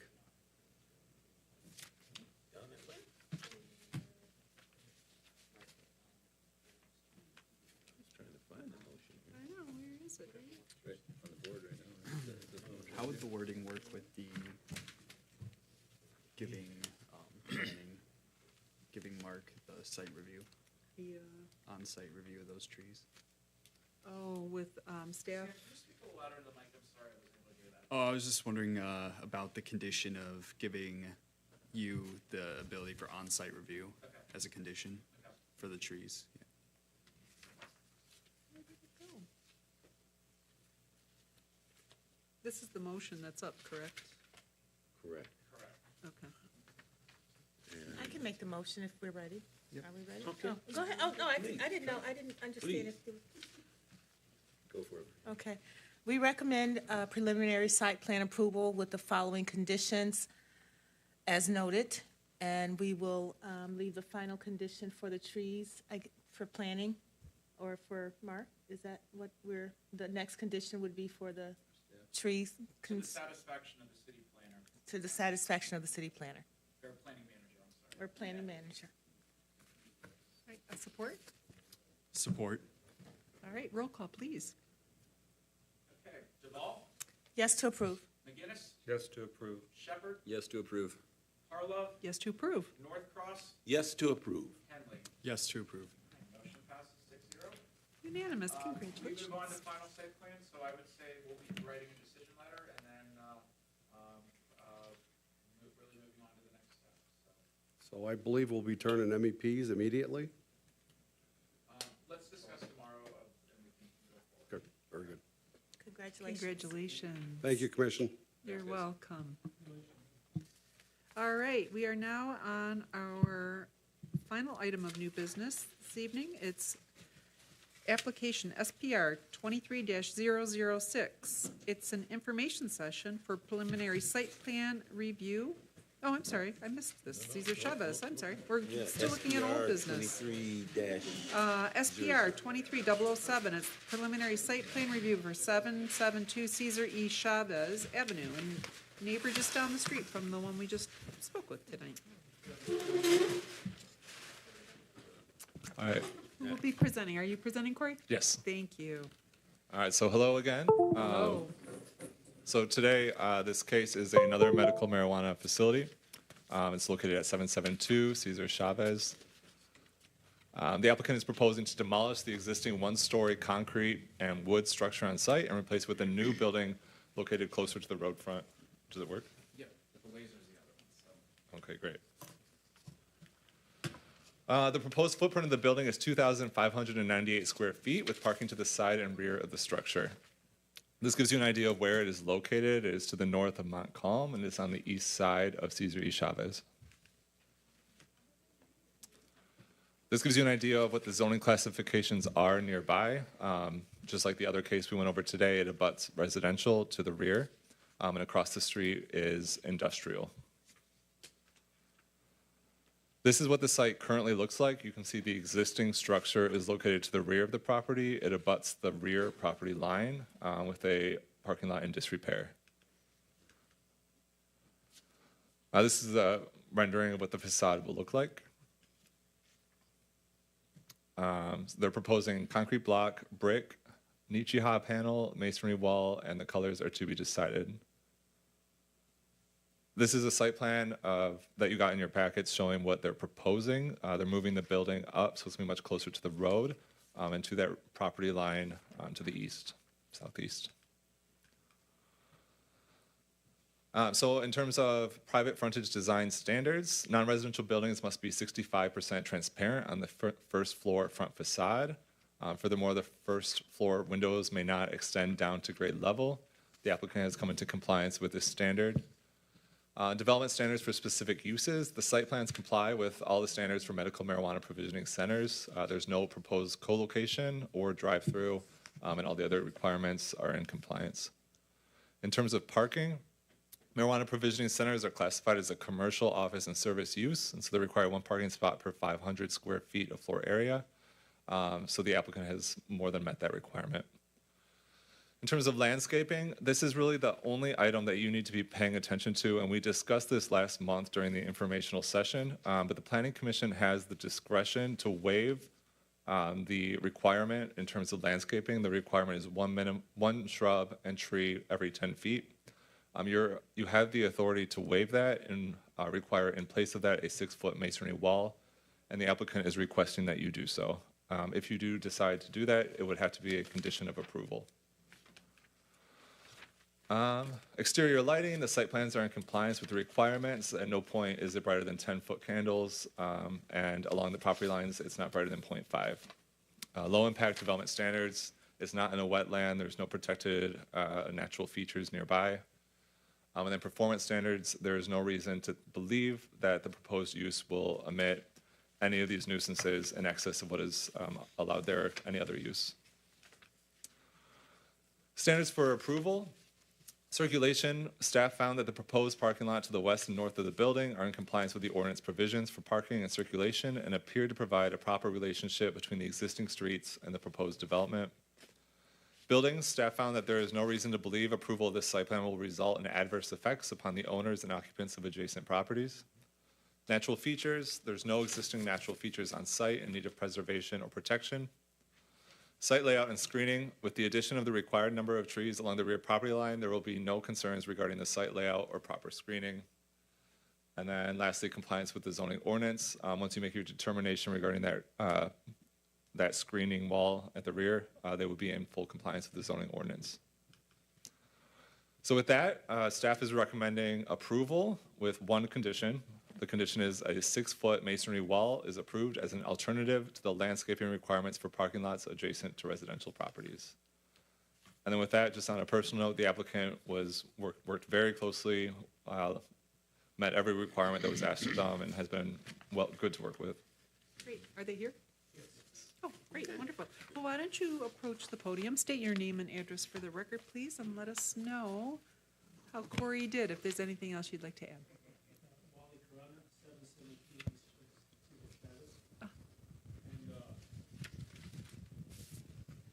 Is it on? There it is. Yep. And whatever Corey asked for, we came here and we fixed it. And we have that 6-foot masonry wall in the back. So if we need to put the plans every 10 foot, we can do that too. If not, whatever you guys like. Wow, it's nice to hear that. Yeah. I know, right? All right, let me Careful get my what you list wish out. for. Very good. All right. Bernita, do you have any questions? I do. I love what you're doing, and I just wanted, again, I've asked the questions before. How much of the community have you reached out to? I have reached out, I have other businesses in Pontiac. Okay. And we always do a lot of things together, yep. And we hire a lot of people from the area. There you go. Yep. That's what you wanted. There you go. And that's the plan actually for this one. It'll be at least 90% from Pontiac. Okay, great. Thank you. Michael? Beautiful rendering. And am I correct in understanding that 772 Cesar E. Chavez historically was it that Car for You, that little Yes. squat building Yep, with a barren, desolate parking lot and a sad chain link? So I remember it well. that made him sad. this would be very transformational on a very important yet under-invested in corridor of the city of Pontiac. A giant boost and shot in the arm. One of the hats I wear, I'm the executive director of Oakland County's Historical Society, and we have the historic governor's home at 405 Cesar E. Chavez, so not too far away from this site, and this would demonstrably enhance the corridor for everyone on the street, including, so not only other businesses and, civic locations, but also, if I'm a resident, I don't want an abandoned parking lot and an abandoned former used car lot at the end of my street. I just don't. And that doesn't make me feel good when I go home at night or I start my day. And that it's a beautiful building, and I'm really grateful at the shape that it's taking. And I look forward to seeing it come to fruition. Did you mention you already have Pontiac businesses? Yes, I already have, yeah. And is the name Exotic? Exotic's Cannabis. Do you have other locations in other I communities? have other locations, but different names. Okay. There's different partners. Okay. Yep. And do you have sort of a continued look, or is this a unique look? Is there sort of a thematic look to some of your This facilities? is the brand-new building I'm building right now. That's a unique look. Yes. Okay, so this would be a sort of forging a new and modern and beautiful approach. Yep. Fantastic. How many square feet are you anticipating? This one, 2,600 square feet. Okay. 2,598. How big is the parcel in question? Parcel,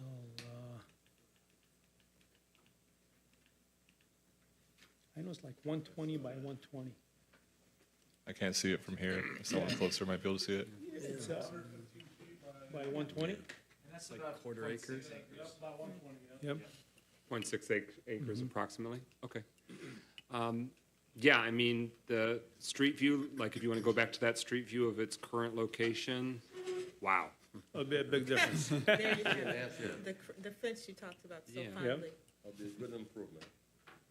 Thank you very much for your continued commitment to Pontiac, for your existing businesses and this business to come. No Thank further you. questions. Thank you. Thank you. Tim? So this is the reason the ordinance exists, right? Right, I mean, right. what you're putting on there, if it looks like that, that's the reason this was done. 100% It's gorgeous, and other properties around there will develop because of that. Exactly. So, yeah, I don't have any questions other than just, that's awesome. Do it Thank that you. way, and it's great. I'm assuming you're redoing the parking lot. Redoing everything. Yeah. Everything will be brand new. It's great, Yep. yeah. New If lighting, everybody new brought us everything. renderings that were Right. actual like that, Yeah. then it helps.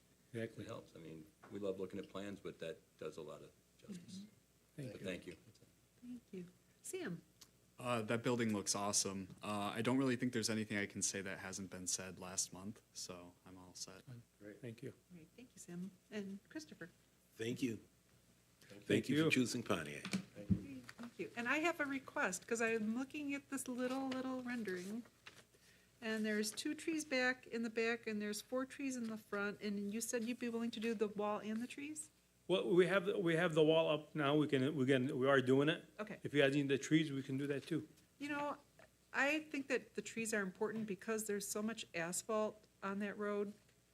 And there are types of landscape that you can add to your property that are such an enhancement to the neighborhood. And when they flower in the spring and they're beautiful colors of leaves in the fall, I would request that the trees also be added. In the back, no problem. Thank you. That's a good example. It does.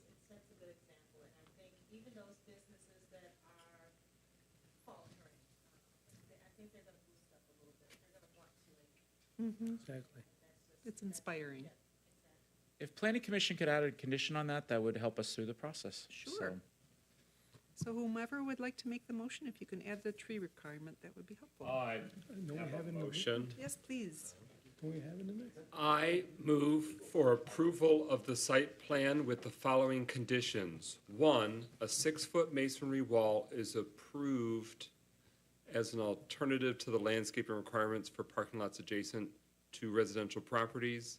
And 2, that 2 trees be also 2 or more.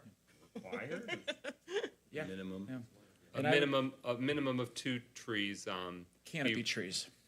canopy Canopy trees trees. be required at the rear.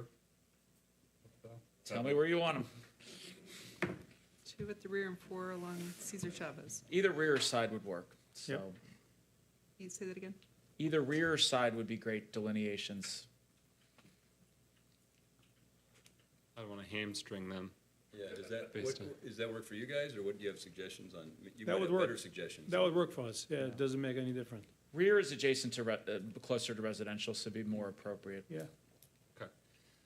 And, Yeah, in the rear, yeah. and what about the shrubbery in the front? Is that currently optional? In the rendering, we see little beautiful balls of green. It's part of the landscape plan. Oh, I can see the rendering, I'm sorry. Oh, yeah. If you want to just pivot it temporarily. There are some requirements as a site plan process. So I think the only way we would need a condition if it's something beyond what the code required. And Just to be clear, whatever is in the site plan is what will be required in the future. That's what we will enforce in terms of your approval. The shrubs, I don't believe actually show up in the site plan, but I could be wrong on Yeah, that. it should. There's They show 4 up, yep. round balls along There you Cesar So then you Chavez. don't need a Yeah, we already have condition. even the back trees, we already have them there. So we don't need to add. We don't need to, yeah. They're all The there? back tree's already in there? How Yes, already in there. If the back tree's already in there, then that's what will be enforced. Okay, so I don't even have to verbalize it? No. All right, if you want to take me back, I'll withdraw the existing motion and add a cleaner motion. It's okay. Justin, can you help out there? Go to the last slide.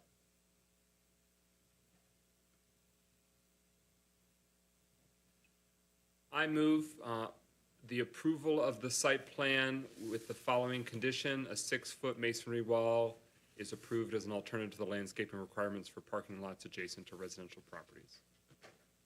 I support. Excellent. May we have a roll call, please? Henley? Yes to approve. Northcross, Yes to approve. Harlow, Yes to approve.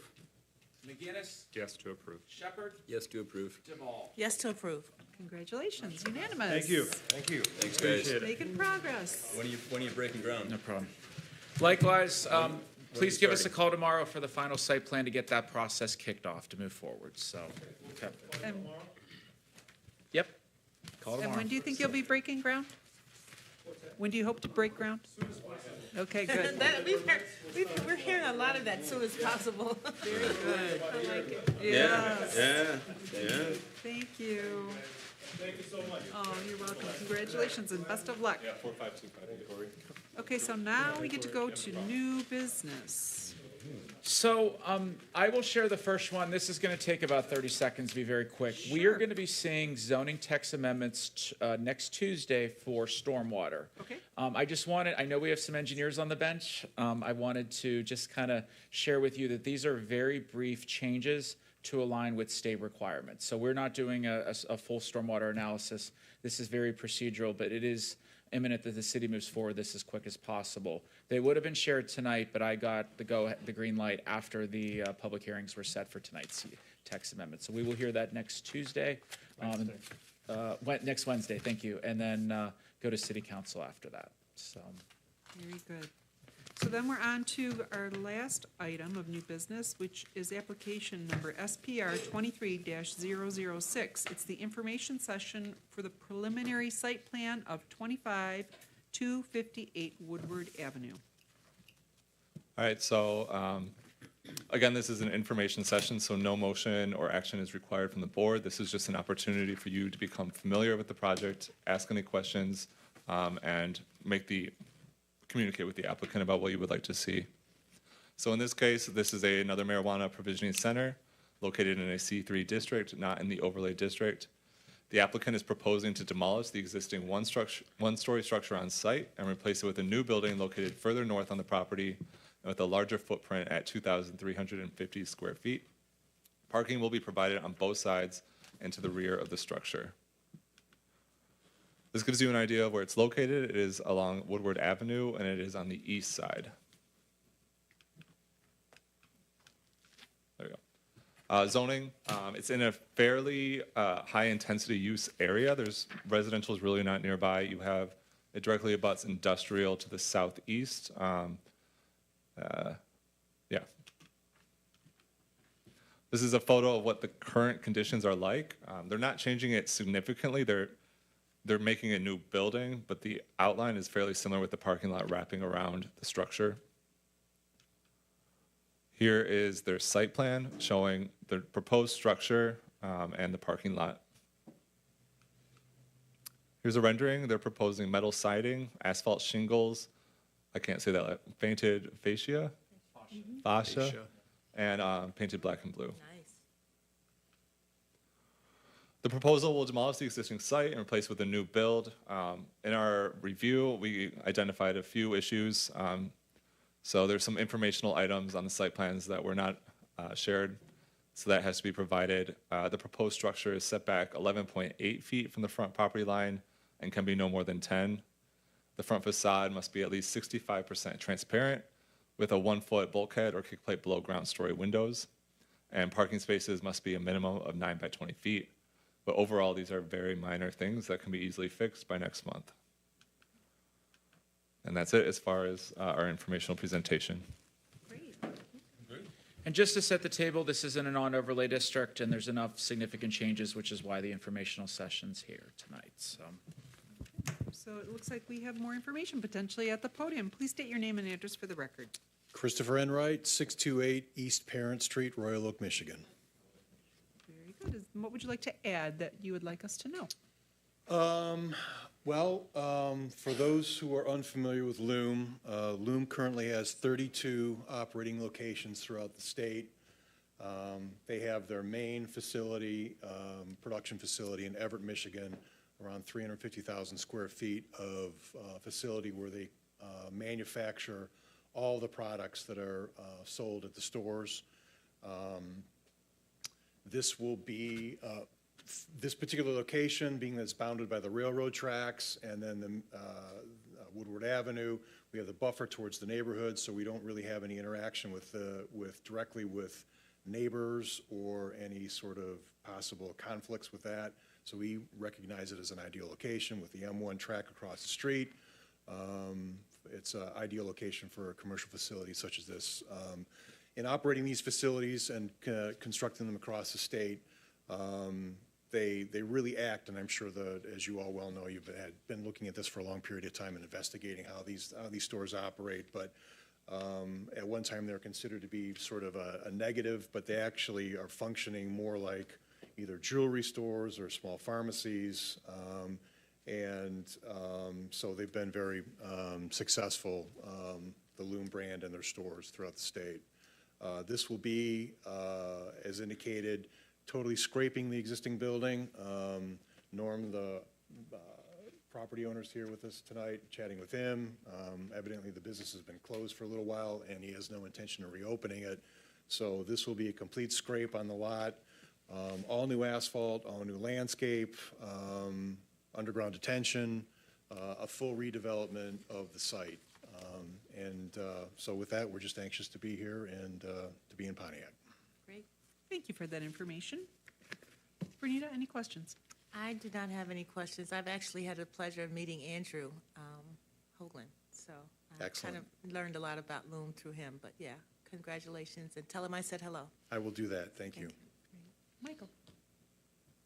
Looks beautiful. It's obviously a very prominent site on an important thoroughfare in our great city, and so the care and quality that goes into the new construction will be of great benefit, obviously, to the business operations, but also the community benefits from a beautiful site and a beautiful structure. So thank you very much for your service to the property owner, and I have no material concerns, in part because what you referenced, it's very compact, it's very straightforward, it's not departing from what has been the existing footprint.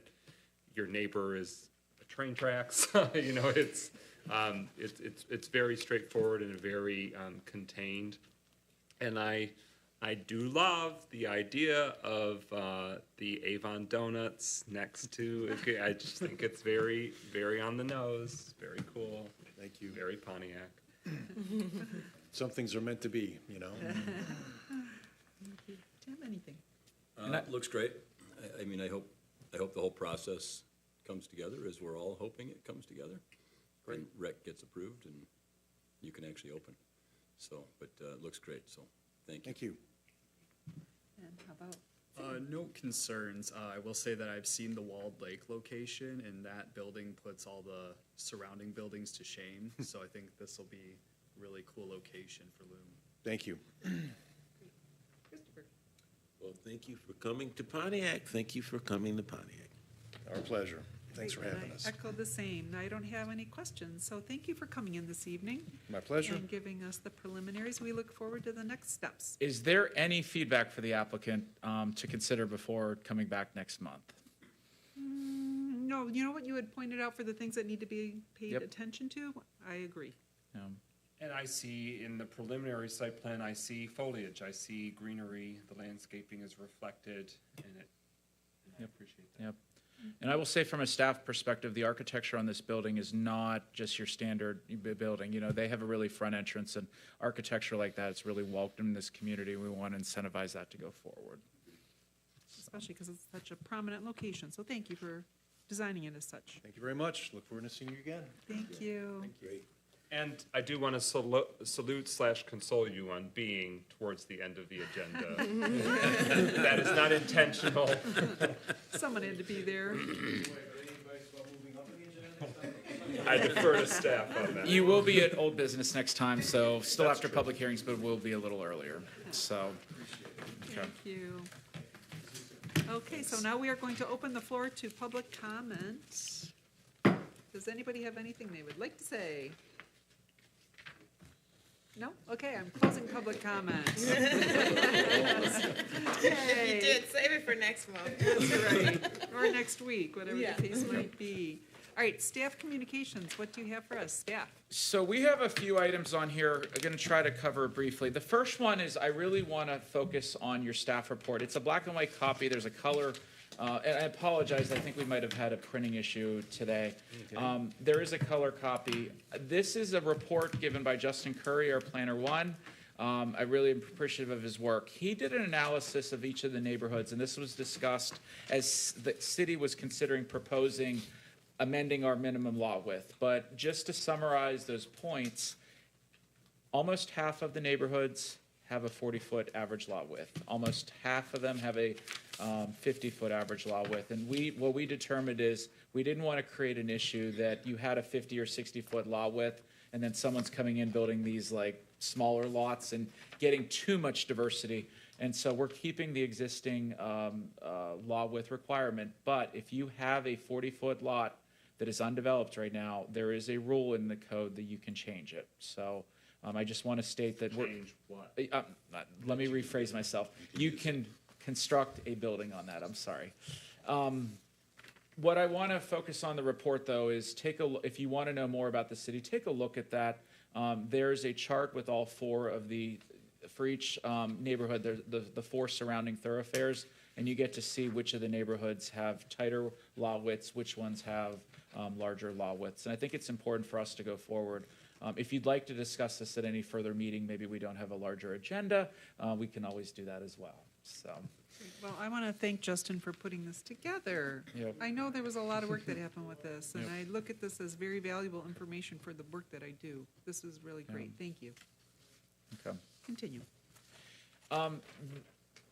Any other questions on that before moving on to the next I just topic? want to clarify, so what is the current requirement in the city of Pontiac? The current requirement is if you're doing a lot split, the minimum lot width is 60 feet. However, if your current lot width and you're not doing any platting or combinations or splitting, if your current lot width is at least 40 feet, you can build a single-family residential home. So essentially, the current status is that if you have a 40-foot lot, you can build on it? Yep. Okay, and we don't have to take any steps on that, that's our current lay of the land? Okay. And that goes straight to a building permit, does not even go through zoning or planning at the moment. Got it, thank you. Cool. Okay. All right, the next item is on the staff communications is a preliminary site plan. I want to, the last page is this exhibit right here. And again, I apologize, this is not in color. You've been working as planning commission on these preliminary site plans, going through informational session and going through getting these case hearings within a 60-day window. So this is really a final draft of what we're going to be providing to the applicant. And this is kind of the process that we've been going through the last few months. This is one of many things the planning department, the community development, or planning division, the community development department, the city is trying to come up with. And so we're really towards the end on this. The next part we're going to be working with is the final site plan process, which doesn't often involve planning commission, but it is engaging with our partners, and that's the engineering department, the Waterford Township Fire Department, Water Resource Commission, to ensure that we have a streamlined final site plan process. So I just wanted to share that we're looking to advertise this very soon. So if there's any comments or questions or feedback about this process, you guys have been living it. I know I asked about it last month. Please let me know. So. Thank you. I've mentioned the stormwater text amendments, but I just want to announce for Planning Commission and public that there is a special meeting next week at 6 p.m. in council chambers. We have roughly 4 items. One of them is a special exception in a site plan for Common Citizen coming in also on Woodward. And then we've got 2 other minor items coming up. And then following that, we have a Planning Commission training session. And so that is expected to be between an hour and a half. We have a representative from the Kelly firm and a representative from Carlisle Wardman that will be doing this. The special meeting next week will be in council chambers. The training will be in the executive conference room next door. However, it is open to the public. So there's not public comment as part of it. It will not be televised, but it is open to the public if anyone wants to come. So, and then the last 2 items I want to share is we are queuing up a June meeting. It should be busy. I don't believe as busy as this. But we do have a lot of rezonings that we're looking to see some applications for. So the applicants have approximately 1 week to get their applications in, but we will share with you as soon as we know a little bit more detail about that. And then, the last thing is that the mayor has interviewed 5 people for the last planning commission spot. He has not officially made that appointment to city council, but we do expect that soon. I do not know who the candidate, being selected is, but I did get to meet the candidates being interviewed. And so I'm very happy that this process is going forward, and the mayor is working to fill all open boards and commissions. So, Good. Yeah. Good. So, thank you all to Planning Commission for tonight. Question. Sure. The master plan. Okay. Revision. What is the schedule for that? Okay. Now that the marijuana is done, planning staff we're doing some setup work. And so part of it is engaging with our partners. And I think there's going to be some conversations to see where can we work together to potentially save the city money as part of this process. But planning staff will be providing a guideline to city council, not just for budget, but also for process. And then then we will then move forward with a proposal seeking a consultant for that project and moving forward with it. We are moving forward with the master plan process later this year and beginning that process later this year. The timing might just depend on just as we prioritize and actually work through this. But I imagine that this is going to start not long after the budget cycle finishes up with city council, as they're going to be working hard over the next month and a half. So, excellent. And I've never been in a community that's so excited for a master plan. I mean, frankly, as a planner, I'm excited. So it's going to make it more awesome than ever before. And we have our last planner starting with us on May 22nd. So while he will not be here next week, I hope he will be in the June meeting and you get to meet with him. Oh my goodness. He was a planner too. He's from Detroit and he's moving back here from Alaska. Oh my goodness. From Fairbanks. Wow. Yep. So that's very exciting. So does anybody have anything they need to add before we close out? Yes, Michael. I really just want to celebrate the planning team and that there is a team, and as you stated, that it'll grow even further. I think that what we're seeing is the fruits of that expanded capacity and your professional skills being put to use for the planning and development of Pontiac. I wanted to update you from the City Council that this body made recommendations about ordinance changes, zoning text amendment changes when it comes to donation bins, temporary storage containers, and mixed-use districts, MUDs. I just want to let you know that at last night's City Council meeting, they were adopted, but they made minor revisions. Specifically for donation bins, it allowed a provision if it is a nonprofit and the donation bin is on their own property, advancing their mission. And the example was given of Oakland Hope on Walton Boulevard. They have a donation bin that they maintain, and they receive the donations and it immediately goes into sort of advancing their mission, that the fee is waived for them. So it still requires the same registration and other steps, but that was the nuance there. Some refined language was made about the temporary storage containers or pods or shipping containers, where essentially it just made it more clear about how that timeline works and what residents have to do.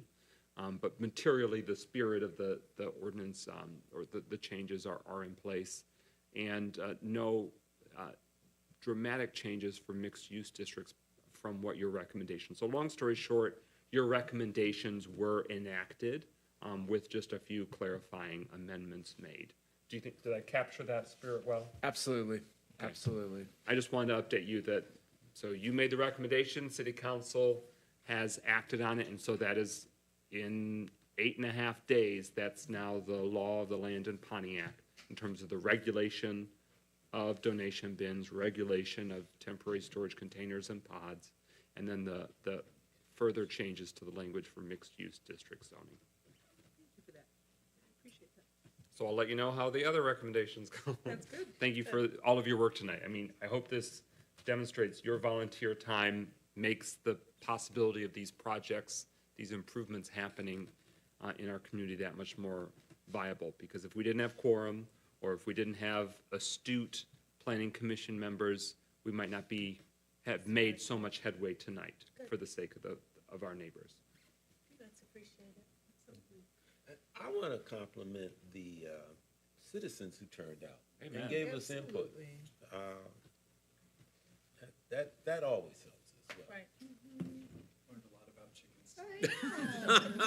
Yes, we did. There was so much to know about a chicken. But you know, it just it goes to who individuals are, and people are different, and we just make the world go round. I just love that insight, and I just have so much more appreciation for it, and I didn't at first. Yeah. Oh, good. Great. So if no one has Motion to adjourn. Support. All in favor? Aye. Thank you. Thank you, staff, for taking such good care of us too tonight. Okay.